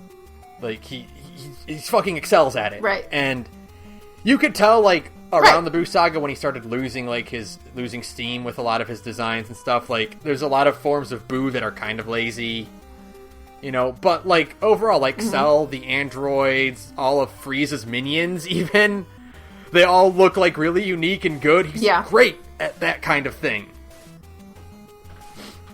Yeah, absolutely. Like, Eyepatch Wolf, like, yesterday put out a video about Dragon Ball Z and, like, its impact on, like, a Western culture. And I really think, like, I would not recommend someone who's experienced a lot of anime already to watch it. Like, if you think about it, like, kids born in, like, 2000, like, kind of after the dawn of Dragon Ball Z, they're all, like, 18, like, 16 years old now. They would have had ample opportunity to experience a lot of other good anime. Yeah, there's, like, that's the problem, is that, like, DBZ, like, there's a lot out there that's objectively better than DBZ. Like, even stuff like that takes the shonen formula and just improves on it, because you can trace back any modern shonen nowadays, and you can, like, point at the DBZ influences. Whether it's the character design, or, like, pacing, or, like villain introduction, or whatever. But, like... Unless you're Full Metal Alchemist, which is the greatest shonen series ever written, I'll fight everybody. You can still find some hints of Dragon Ball Z, like Ed constantly eating things, right? And Ed being a hothead, being really aggressive. The emphasis on martial arts. So there are still influences like everywhere. You can point at things. So it's very interesting to like see like how formulative it is, or how like formative it is for everyone else. And I think one of the biggest reasons it developed so easily in the West, at least, is not only was it like one of the first anime that like long series anime that got like that was put on a regular time slot, alongside Sailor Moon or like the old Voltron or whatever, but it had that nice idea of having so many episodes, and you could watch an episode a day. Like you didn't have to wait a week for a new episode. Exactly. You had 5 a week. And man, it was the craziest thing. And so you could back just in keep the day, watching too. more and more. And unlike stuff like Sailor Moon or like Voltron, it wasn't monster of the day. It was these long-standing, continuous stories that, like, the end of an episode was not the end of that conflict. It could lead on to the next episode, and then the next episode it could keep going. And Eye Patch Wolf pointed out, like, there's a lot of things about this series that we kind of take for granted unless you really think about it.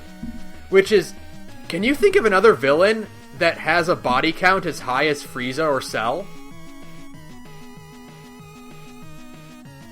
I'm sure I could with, but, more time. Within, like, the anime, thing, Frieza fucking decimated planets. These were characters, granted, a lot of them were brought back to life, but, like, the intent was still there, that murderous intent, that complete disregard for life, and, like, you still saw shots of cities and people being slaughtered by the thousands by these, like, unstoppable beings, and that, like, added to that. The fact that, DBZ is it's a lot of screaming and power-ups and stuff like that, but, like, you go back to that whole idea of, like, these fights could... Because of that, these fights could be so much more visceral. You could see guys getting thrown into mountains, boulders crumbling against them, like waves crashing, and like the sky and the ocean splitting apart with their raw power. And that's something that, like, a lot of other shows, like even a lot of shows don't do to that level anymore. It was really cool, and like. Yeah. As a fan of, like, as a kid growing up, you could see, like, an action show like that, and that was something that you would have never seen in anything else. Like, not even stuff like... No, absolutely not. Like, it was, like, the most... I guess it was... Like, you were gonna... Like, even superhero stuff doesn't really do you have that. your Superman, you have your, like, these high powers, like Superman type things. The Goku versus Superman debate will never fucking end. But, like, imagine, like, Superman, like, is a special entity within his universe, and, like, even then, you still have, like, you don't have the fight element that Dragon Ball Z has. Like, Superman will punch a giant robot, or he'll fight, like, a thing, and he'll use his heat vision and stuff, and but, like, he doesn't practice martial arts the way that, like, the DBZ cast does, Fights in DBZ are these brawls between guys who have trained their entire lives to do this. Like, all they do is live to fight strong enemies, and they incorporate, like, techniques and stuff like that into these planet-shaking attacks, and that's what makes it stand out. Yeah, and that's like, that's why I think, like, one of the best things about Super even is that they do have, like, a tournament between these heroes, like, between the universe 7 and 6. And, like, it's great because there's it's a tournament with no stakes. Like, the winners get a wish from the Dragon Balls. But, like... But... Like, what was that? Okay, I was gonna... Nope, you're good. Sorry, say, audio just did, like, a little hiccup. That's the stakes, so all you get is this, like... just these fights, and a lot of people, like, talk about Goku, and, like, he's this fight power hungry, like, Blood Knight type, but there's a bit in Resurrection F, actually, where when Frieza returns and, like, they're about to have their battle, where Goku says, like, I wish you weren't, like, such a murderous piece of shit, Frieza, because I would love to just spar with you. And it's like, this idea is like, right, Goku wants to fight guys, but, like, he wants to fight guys where he can just kind of have fun and get stronger. Like, he doesn't want to get in fights where, like, the planet is at stake, or, like, innocent lives are endangered. Like, that's not the fun part to him. The fun part is just finding a tough guy and getting into a good scrap with them. And so it's just, I like that tournament arc because, like, it's just a bunch of strong guys just going at it to see if they can overpower the other, and that's all it needs. Mm-hmm. Yeah, that's really cool. Yeah. And it's kind of always been, I don't know, even, like, other shonen series like One Piece and Bleach and like the big three, One Piece, Bleach, Naruto.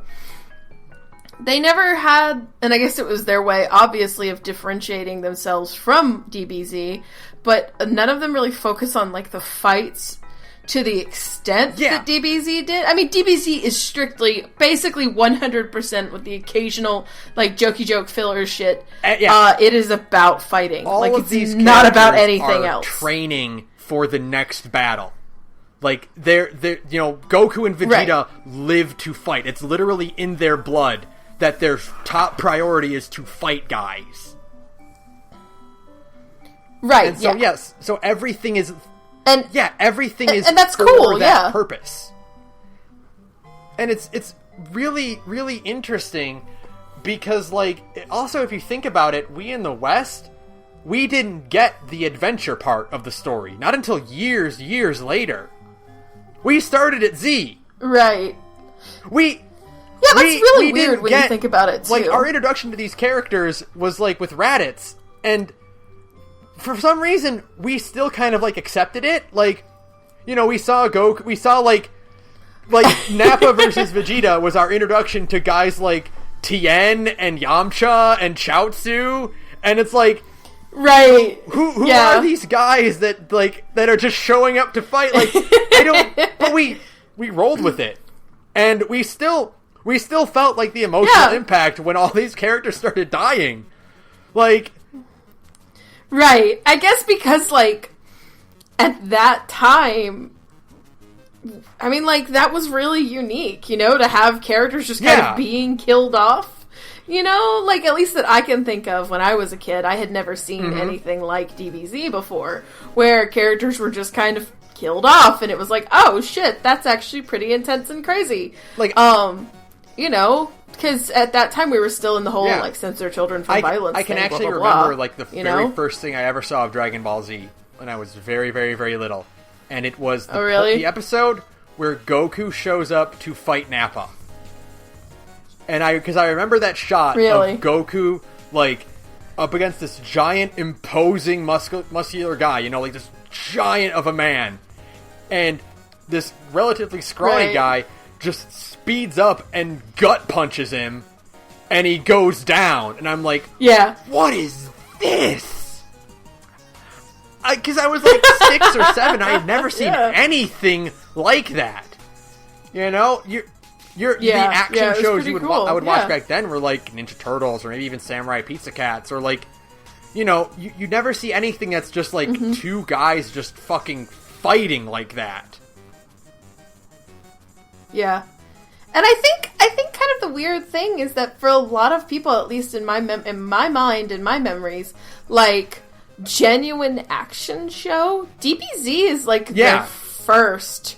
For people my age, our age, DBZ is like their first real action show. Like, it was the first show they had that was strictly focused on action. You can argue that, like, Batman the Animated Series, but that's not really like an action show. There was in the action same in way. it, but like there were episodes that focus on like detective work or like whatever, like plot relevant stuff. But Dragon Ball Z, like, its entire purpose was wrapped around the upcoming fight, and like all of its character development was pointed towards how can you fight and get stronger so that you can overcome this challenge ahead of you. Right, yeah. And because of that, it felt really unique when you were a kid, because it was you'd never seen anything like it. You had never seen a show that focused strictly 100% on the concept of just dudes beating the living shit out of each other.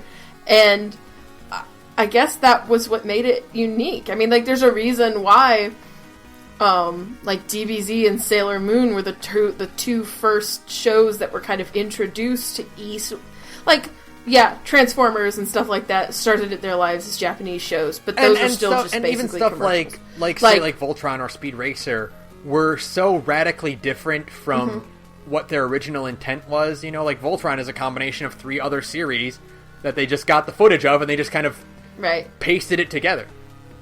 Oh no, you're thinking of Voltron. First Voltron. Robotech. Really? Was it like a mashed together show from 3 too? Different shows.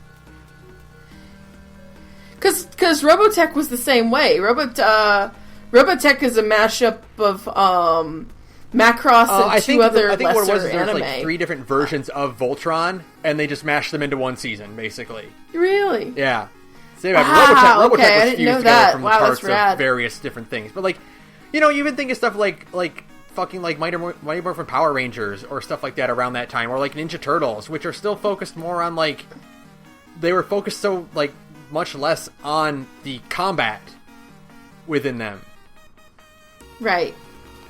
Yeah, and I think the reason that, like, the reason specifically Sailor Moon and DBZ were kind of chosen at the time to be the 2 shows that would ease a Western audience into Japanese media was because they are weirdly consumable in different ways. Like, Sailor Moon is a Monster of the Week formula, and DBZ is a fighty fight show.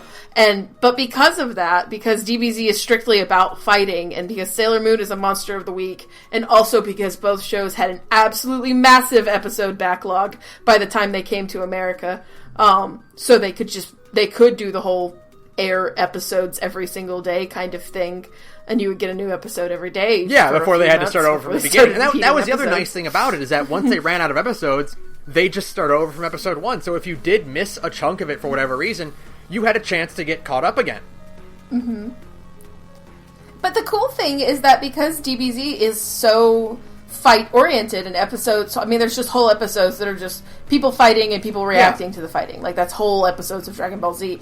You can still, even though it's an ongoing story, you can still basically just hop right in at any time and know what the hell is going on. Because Sailor Moon is episodic and it's Monster of the Week for the most part. Like, later on, obviously, it gets into more fleshed out arcs and stuff. But, like, for the most part, it is. So, like, you can miss an episode of Sailor Moon, and you'll be fine. Like, it's not relevant. You can also miss an episode of Dragon Ball Z because these fights are so long. You know, unless it's like very specific episodes, like, you know, a transformation episode or like an important plot point. Yeah, like the end you of can the still villain. occasionally miss an episode and not be too lost when it starts up again. And that's just like it's like interesting, like the same approach of like really easy to consume for different reasons. Right. And I think that's why those 2 shows were picked, and why, you know, here we are 20 years later still talking about Sailor Moon and DBZ, because they were like the true first introduction to the West of Japanese media. And it's just, they're just hugely impactful because of it, you know, and they were both basically kind of perfect for their selected audiences. Exactly. 12-year-old boys and 12-year-old girls. You had one or the other. Like, you had one or the other. You could watch, you know, you had your pick of, like, these 2 really strong representatives of, like, what their respective genres would end up becoming. Right, yeah. And it was cool. It was something really different. You had never seen anything like Sailor Moon on TV. You had never seen anything like DBZ on TV. Until it happened, you know, I mean, I think technically, like, other small channels had it before Toonami, but Toonami was the first channel. They would air them in, like, the 6 a.m. slots on, like, weekdays, you know, and it's, like, no kid... Right, yeah. I used to wake up super... No, joke's on you. I used to wake up at 6 a.m. to watch Sailor Moon. Yeah, because I was obsessed. But, you know, it's fine. They had, like, really early on, like, merchandise and stuff for these shows and stuff, and it's like, I remember, like, the early Dragon Ball Z merchandise would feature characters that had not been on the show yet. Like, you could buy toys, you could buy, like, Trunks or, like, Great Saiyaman or Goten, and it's like, yeah, we didn't know who these characters were. They because it was all stuff that just existed already in Japan. They were all, like, because, you know, back then it was... I remember there was always, like, a weird, like, point where, like, we kind of had to push past this Namek saga.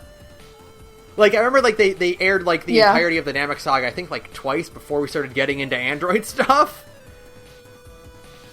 I still remember, and this is, like, a really weird, vivid memory, but, there was a commercial for DBZ on Toonami where the specific plot, like the specific point of the commercial was, hey, we're not doing reruns anymore. Like Tom in the commercial said, like, hey, don't worry, we're not repeating the Raditz saga anymore. We're going to move on to the next one. Because they had, you know, they had gotten new episodes in. They had gotten the rights to new episodes. I don't know why that stuck with me for so long, but that was just it's also funny it was so weird to me. So for this, if you guys noticed, I used the Dragon Ball Z Rock the Dragon theme for the intro song. So I had to like find the clip somewhere. So I watched the episode. I watched the intro on YouTube, and it's funny because like for the vast majority of the intro, it's all stuff from the first 3 movies, which again, those aired on Toonami all the time, you know. Then like the last like 20 seconds are like Trunks and Vegeta going Super Saiyan, and it's like, yeah, who, what, who. What is going on here? Like, why are you? Oh my god! That early anime. That theme song, like, way before the concept of Super Saiyan was even a thing. And it's just, who is this guy in this coat? Why is Vegeta's hair gold now? Like, what is happening? I would really like to know, because this is a thing I don't know, is how far ahead the Japanese broadcast was from the American broadcast when DBZ started airing. It had to be like 5 or 6 years of episodes. If I'm not, I'm not going crazy. Have to be like, if it was even airing at all, they'd have to be in the Boo saga in Japan by the time it started airing over here, right? Like, yeah, because they. Because, I mean, like, the show had to be, like, years ahead of the American broadcast. Had enough in it to show footage of Trunks and Vegeta. But, like... Yeah. But, like, I would assume it would have to be way ahead of that, because Dragon Ball is an 80s series, and, like... Okay, so wait. Yeah. If I remember right, the Cooler movie aired in, like, 93, and I think the last movie aired in, like, 99. So we were, yeah, we were either really late Cell or like early Boo was when we started getting it over here. So that's still an extensive backlog of episodes we got. Okay, so according to Google, the first episode of Dragon Ball Z appeared in Japan on Fuji Television on April 26, 1989. Wow. Yeah. Wow. Holy shit. So that's fucking 8 days after I was born. I know. Yeah. Oh, that's weird. Oh, that's weird when you put it like that. And it ran for 219 episodes. Holy shit. 291 episodes, and finished and wrapped up airing in January 31st, 1996. Yes. So it was about done when we started getting it, because we started getting it. I was at like 6 or 7 when I started watching it, because I remember being in grade school, seeing the first episode I saw, and I didn't start getting into it until I was like 9 or so. So yeah, like 1999 or so. Yeah, it was over when we started watching it. Yeah, it was like over. Oh, that's so weird. And now that's so bizarre. We're on simulcasting. Like, episodes are translated, like, the day they come out in Japan. Boy. Okay. In 1996, Funimation Productions licensed DBZ for an English language audience in North America. So, they licensed it for the North American version the year it ended. That's crazy. So DBZ was done by the time it came to the United States. Oh my god, that's so cool. It's bizarre, and now here we are again. I mean, if you had told 12-year-old me at the time that I would be watching anime 2 days after it came out in Japan. Right? Also, I'd be like, what is an anime? All I know is that this show is for punchings. Yeah. I don't know what a fucking Japan is. What? I actually, when Sailor Moon finally started airing, this is such a non sequitur, but whatever, we're kind of wrapping things up. I had the weird, awesome benefit. It still exists in Birmingham. they've moved locations since I was a kid. There is a radical comic book store in Birmingham, Alabama, run out of a fucking hole in the wall, called Legion Comics, right? And it's the oldest, nastiest store in the universe, but we loved it because they had anime tapes. Oh god, they had bootlegs? No, they were legit, but they were real deal dubbed anime tapes. And you could rent them. You didn't have to buy them. You could rent them for $1 a night. Oh, that's so cool. So when I started getting old enough, I was like 12, 13 years old, we would go on the weekends to Legion and we would rent a bunch of anime tapes. So years before, like, Trigun was airing on TV, my little brother and I were watching it in his bedroom on his VHS player. Oh, that's so cool. It was the coolest I had a store thing. like that. It was the coolest thing, because you just, because that was when I kind of realized, like, oh, this isn't just neat cartoons that are different. This is neat cartoons from Japan, and they're called anime, and they were dubbed. It was, like, Trigun was the Johnny Young Bosch dub that I got to listen to when I was a kid. And, it was, like, the wildest thing to me. And we watched Trigun, we watched, like, stuff we probably shouldn't have, but we didn't. I think Ninja Blade. Everyone has a Ninja Blade story. Everybody was traumatized by Ninja Blade as a child. I was traumatized by Akira. And then we watched this anime we watched Jinro, the Wolf Brigade, which is traumatizing for a completely different reason, because it's way too real. And all sorts of crazy shit like that. And so, like, but even then it was like they were tapes that took, like, they all came out at the same time, you know? So you couldn't, you still had to wait years to get an official release. And it was the wildest thing. It was amazing. It was just the coolest fucking thing in the universe. And yeah, thanks Legion Comics. And they actually did have, I don't even know why we never rented them. Maybe because they were in Japanese, and even as a kid, I didn't like the grandma voices. But they had DBZ tapes that were way ahead of the English broadcast. Like, they were at the Boo Saga way before the TV show was at the Boo Saga. You know what I mean? And it's so, like, it's so weird to think about, like, back then, like, what would have happened if you'd watch stuff like that. Like, you'd have no idea what's going on at all. Right. No, and we didn't. I think we rented one, and we didn't like the grandma voices, so we turned it off. No.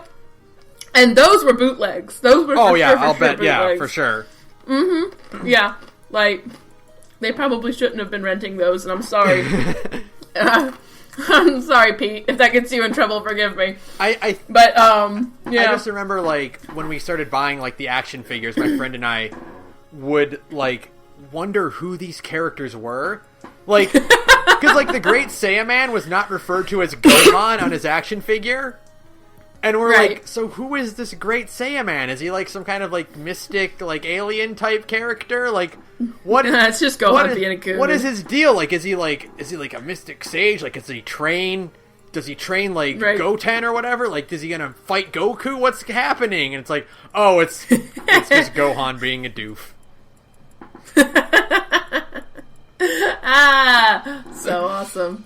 So great. DBZ sucks, but it's kind of cool too. Yeah, I mean, like, you know, as I was talking about, like, I'm not going to say it's the greatest shonen ever. It obviously has its problems, and, like, you can tell around, like, even, like, the Late Sail Saga and, like, the Boo Saga, like, Toriyama was losing steam, and he was yeah, he was sick of it. He was very much, like, frustrated with having to keep putting out work, and, like, but, you know, and it's not going to be the most compelling story ever. And like I said, I would not if you've experienced, like, you know, like, fucking, like, My Hero Academia or, like, or any other shonen right now, like, you don't need to watch DBZ. You've seen better material already. Isn't it weird, though, that, like, My Hero Academia is kind of becoming, like, a whole new generation of weebs, like DBZ? Yeah. It's like it's like it's like DBZ, where it's like an easy stepping point to get Western audiences into this series, you know?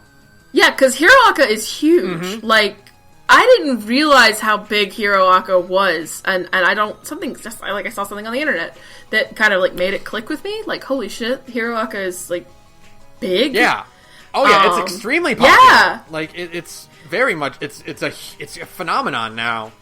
And it's wild. You know, but stuff like Fullmetal Alchemist, or, like, even, like, One Piece, or, like, Hero Academia, like, if you've seen those shonens, you've seen better than Dragon Ball Z. Yeah. Like, you don't... you're not going to be impressed with what Z does. And what I wouldn't say is, I don't think Z is a product of its time. Like, I think, like, if you are a newbie to anime, you can get away with watching Z again. Like, if someone in 2018 has never seen anime before, like, I want to get into this series, like, well, recommend them Kai.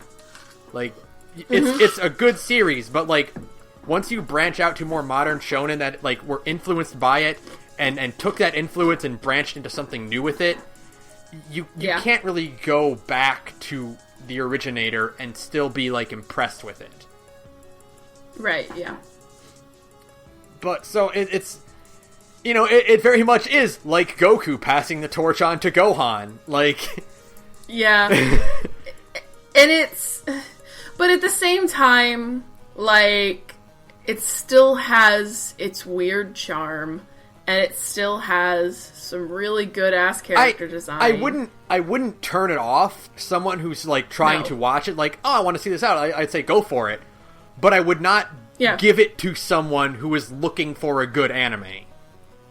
Right, you know? Yeah, of course not. But it has its place in history, for sure. That's the main point about DBZ. If they're like, I want a good shonen, I'd be like, okay, well, watch My Hero Academia, or read Dr. Stone, or, you know, or read Fullmetal Alchemist. Watch Fullmetal Alchemist. Like, I wouldn't recommend DBZ right away, but if like, I kind of want to check out this old show, I'd be like, fucking go for it. Yeah, fucking go for it. You'll have fun with it.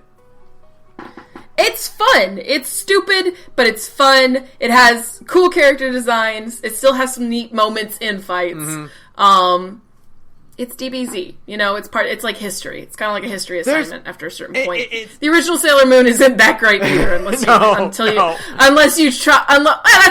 That's not fucking true, because some of the animation in the original Sailor Moon is great, because the fucking face gags in Sailor Moon are some of the best in anime. You know what? That's ever. something I kind of wanted to bring up on this episode too, where it's like the shift, like, of physical comedy in like 90s anime, and how it changed, and how you don't see a lot of those kind of like face fault gags and like the smack with a big mallet thing. Like, that doesn't really exist anymore. They don't do that anymore. And it's like, I didn't notice it fading away until I like watched old stuff, and I'm like, oh yeah, they used to do that. That used to be a thing. Yeah, it's really interesting. And like Sailor Moon had some of the best face fault gags ever. I mean, there's I think I'll put it on my Twitter because I saw a post about it. That was just like a huge compilation of just the hysterical Sailor Moon face fault gags, which is not related to this at all, but whatever. But Sailor Moon and DBZ are both kind of they've aged. They're two sides of the same coin, basically. But they both still have episodes that will absolutely, especially later episodes, later series of Sailor Moon, later sagas of DBZ, especially like the Black Mirror arc in Sailor Moon and the Cell arc in like the Android/Cell arc in DBZ. You know what's are honestly so good that you can rewatch them. You know what's interesting? You know? I've never seen another series that refers to its story arcs as sagas, unlike Dragon Ball. That's because it's a fucking saga for real. Because there's a lot of episodes in every single one of those story arcs. Yeah, but I've always thought that was like really unique about her. It's like, this is the Black Mirror arc, or or this is the Stain arc. This is the Frieza saga. Yeah, but that kind of ties into like DBZ's like literal epic. It's like. Yeah, because it was tied to Journey to the West. It was just a retelling of Journey to the West, and so it kind of ties into the whole legendary quotes. aspect of DBZ that never really went away. Mm-hmm. Yeah, for sure. Neat. It's stuff like that's neat. The way that the series treats like its fights and its villains as this like grand scale that like when you're a kid you don't quite fully grasp until you think about it later and you compare it to other series where it's like, holy shit, like these were some major fucking events happening that I just kind of went over my head because the scope of them was so grand that I didn't quite understand it. Yeah, because you were a kid. You didn't realize, like, the ramifications, because you didn't really get the depth of, like, oh, Frieza kills billions and billions of people. You don't really think about that as a kid, and then you grow up and you go, like, oh, shit, that was actually kind of, like, a serious thing. That's actually kind of crazy and really cool. Yeah. And like I said, man, the android to the end of Cell Saga is actually legitimately great. Yeah, oh, for sure. Like, it's when DBZ was its absolute best. I think it's funny because, like, I think Frieza is one of, like, the most iconic and recognizable, one of the best villains ever. Like, I was telling you the other day, where it's like, Frieza was only in one arc, and yet he's Goku's Lex Luthor, you know? Like, of course. This guy who was only technically in one story arc just is constantly treated as, like, an arch enemy for the hero. Right. But, like, everything in the Android Saga was just so fucking good. These characters... It's so These characters pushed to their limits and, like, desperation training, using a time chamber that speeds up, you know, that lengthens a day into a year, just to have an advantage over him. Yeah, no, it's amazing. It's, like, the coolest thing ever. And I don't know, like, just all the concepts that are introduced with the androids and Cell, the time traveling, Trunks is... Vegeta getting to be a good guy, all of this cool stuff, What's really cool about Trunks, and, like, I wish we could do, like, a whole episode of, like, character analysis for Dragon Ball Z. I would actually have to watch more Dragon Ball Z for that, but we could maybe talk about, like, the main 6 or whatever. Or, the main whatever group. Like, it changes per arc, but whatever. But, like, I love Trunks because Trunks is the closest to an actual hero. Like a standard definition hero that Dragon Ball Z has. Yeah, because he's, like, trying to do a good thing for the sake of doing a good thing. Like, he's just kind of the cool... Trunks is, like, without a doubt, other than Vegeta, like, the coolest character in DBZ. He, like, in just straight terms of just being cool, especially future Trunks. Because he has like, a sword and a cool jacket, and he has got long hair. He's got a sword and a cool jacket, he shows up and he wrecks Frieza? Like, no big deal? Man, it was the raddest thing ever when you were a kid. Trunks is, like, the protagonist of an RPG that just kind of got lost and ended up in Dragon Ball Z. You're so right. He's just Chrono. But, like, you know, and, like, there's just, like, a lot to talk about with these characters. And, like, I'm not going to say they're the most complex characters, but I think what's interesting about Dragon Ball Z and why it's worth, like a more detailed analysis maybe later on, like, you know, is that the fandom has warped a lot of these characters, and to, like, the general perspective of these characters has shifted a lot. Yeah. And it would be interesting to, like, go back and, like, really look at what, like, not let your memories or, like, the jokes or the memes cloud, you know, your analysis of them, and, like, really see them for what they are. Yeah. That's interesting. Mm-hmm. Yeah, it's really, it's cool. I mean, that's part of the reason I think why the Cell arc is so good is because it kind of actually has more, like, character stuff going on? Yeah, it's got because for one thing, it's the first time in a long time that everyone in that cast is alive and can interact with each other. Yeah. Like, you know, that's part of it. After the Saiyan saga, it was Gohan, Krillin, and Bulma for a long time. Yeah, pretty much. And that was cool, you know? Like, that's kind of what makes it interesting and unique, is everybody is up and around, and so you have everybody kind of interacting. Everyone getting to offer their input and, like, you know, what they can do against this unstoppable foe. And yeah, it's just it's so good. Just watch the Cell Saga. I was like, you know what? I kind of want to give Kai a chance, or, like, maybe I'll just go watch it. But I'm like, I'm gonna do it. I'm gonna go watch. Go watch Dragon Ball Z. Just go watch Dragon Ball Z. Go watch Kai, or not Kai. Cell Saga. I have a few of the volumes of, like, Dragon Ball manga, and I'm like, I'm going to seek out more of them and start building that up. And I'm like, you're back in it real deep, buddy. I'm sorry. I'm fucking in. I'm in. You're in. Fighter Z. I'm sorry, dude. Fighter Z did it. Fighter Z did what it wanted to do. I'm in. I was willing. Fighter Z was successful. Here you are. You're back in hell. I bought Budokai Tenkaichi 3, and my friends and I have a blast playing that game. And I'm like, okay, well, that's cool. You know, it's fun. Dragon Ball Z, it's goofy. And I got Fighter Z. And I'm like, oh, yeah, I forgot. DBZ is cool. I forgot how cool Trunks is. I forgot. Yeah. I forgot how cool Mystic Gohan is. Like, DBZ's pretty Cell cool. and Frieza. Just raw cool factor. Cell and Frieza are really intimidating villains. Shit. Yeah. Oh, Android 16's awesome. Oh, God.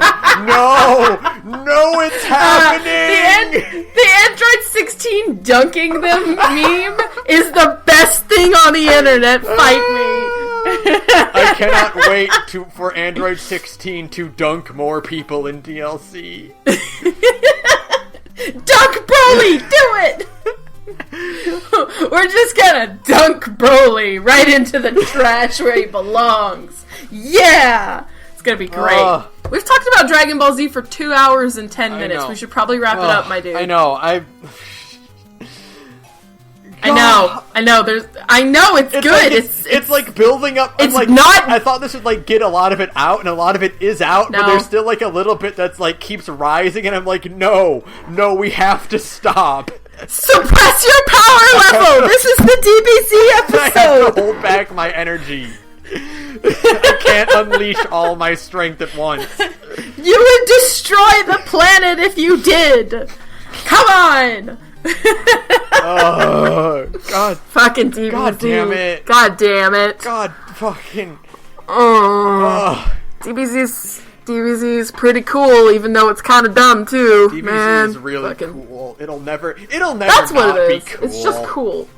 It's cool. It's cool even when it's stupid. That's the thing, is that it's just cool. You know, there's episodes where these fucking gods are learning how to drive. How can you not love DBZ? Okay, you know what? I'm gonna sell you on Super with that. Take the driving instructing episode, and that's like half of the show. Fuck. I might watch a few episodes. I might watch the Super movies and get back to you and be like, shit, Super's actually kind of good. I'll probably tell you about it after we get off the call, like in more in depth. But like, I have a lot to say about the Frieza movie. That's really just more like selling it to you personally, not for like podcast purposes. But like. This is a huge... Listen, if you're still listening at the 2 hour and 10 point, this is a massive portion of our friendship, is this right here. It's us making fucking PowerPoint presentations going, no, let me sell you on this thing, so you'll actually, like, watch it or play it or read it. Like, that's a huge portion of the Ben and Sara dynamic. It's finding, like, watching a new series and, like, looking for things like, oh, what can I use to push this onto them? Like, what will they like about this? And the thing is that you can sometimes watch a series, like I'm watching, this is so off topic now, but whatever, we're wrapping up. Like I was like watching Showa Genroku Rakugo Shinju, right? I was like 10 minutes in, I'm like, I can't sell Ben on this one. I can't do it. It's too esoteric. I can't do it. I know the strengths and weaknesses at this point. And so like huge portion of our friendship is just like trying to sell the other on certain pieces of media. And it usually works. So what we'll occasionally do is like do really friendly passive aggressive things to each other. Where it's like, listen, I know you're not going to be into it, but I need to just say how cool I thought this part was. Just give me this 5 minutes. It's like an elevator pitch, like you're trying to sell a TV show to a fucking studio executive. Like, no, give me 5 minutes to just talk about this one thing. And it's like, I know what you're fucking doing, and it worked. It worked with Super, you son of a bitch. Now I have to watch the Super movies because you sold me on them. God damn it. I have enough to watch. Maximum the Hormone does a song about Frieza, and it's fucking really cool. They're the guys who did the Death Note intro, and it's like... And okay, so actually, no, Didn't they? Okay, but didn't like the song get written before Super? And so, like, the song, man, So okay, here's the thing. imagine being that Imagine cool. writing a song about a character, and that song is so cool it drags the creator of the series out of retirement to make a movie. God. Oh, God. I would die. I mean, like, at that point, you would have to die, because you would never be able to top that career milestone, you know what I mean? Like, you would have to I would die. Like, that's it. So, fuck. Ben, we have to wrap we're this wrapping episode up. We're done talking about Dragon Ball We're Z. done. We're done talking about DBZ. We gotta stop, man. We gotta stop. Okay. Thanks to Mr. Jeffuse for background music. You can follow us on Twitter, and you can look at all the fucking Dragon Ball Z shit I've been retweeting at the Gorge Podcast. Let's see us argue about character design some more. At the Gorge Podcast. You can email us at thegorgepodcast@gmail.com. Sarah has another podcast that is not about Dragon Ball Z. What's that podcast about? Sarah, I give up. I was trying to do it quickly, and I can't. Shit. Hey, I'm in another podcast. It's called Big Gay Nerds. Me and a bunch of cool queer friends get together, and we play different tabletop games. It's a lot of fun. Our next arc, a saga, finger guns, is a surprise. So you'll have to wait and see. We just wrapped up Blades in the Dark. You should come check us out. We're at Big Gay Nerds on SoundCloud, and you can find all of the other links from there. Thanks. So that'll be it for us. Man, fuck GT. Fuck GT! I wanted more Android 17 content when I was a little girl, and that's the fucking... Do you know how offended I was by the Super 17 design when I was a kid? It's so bad! It's so hideous! And I was so hot for 17 and 18. You know what he looks like? He looks like if 17 was like a middle-aged man who was balding. But it's not even... It's just bad. It's like the whole point of what makes like 17 and 18 so like cool and scary is that they just look like a pair of fuckhead 17-year-old kids. You know what I mean? They just look like some dudes. And you're like, oh, that's kind of cool. They just look like normal assholes. And here they are like breaking Vegeta's arm. How radical is that? And then, like, here's fucking Dragon Ball GT, and 17, Super 17, just looks like a piece of shit. And I was, like, offended when I was a kid when I saw it. I was like, how dare you? So ugly. It was so mad. Ugh, fuck GT and fuck Super 17. Good night, everyone. Good night, everyone.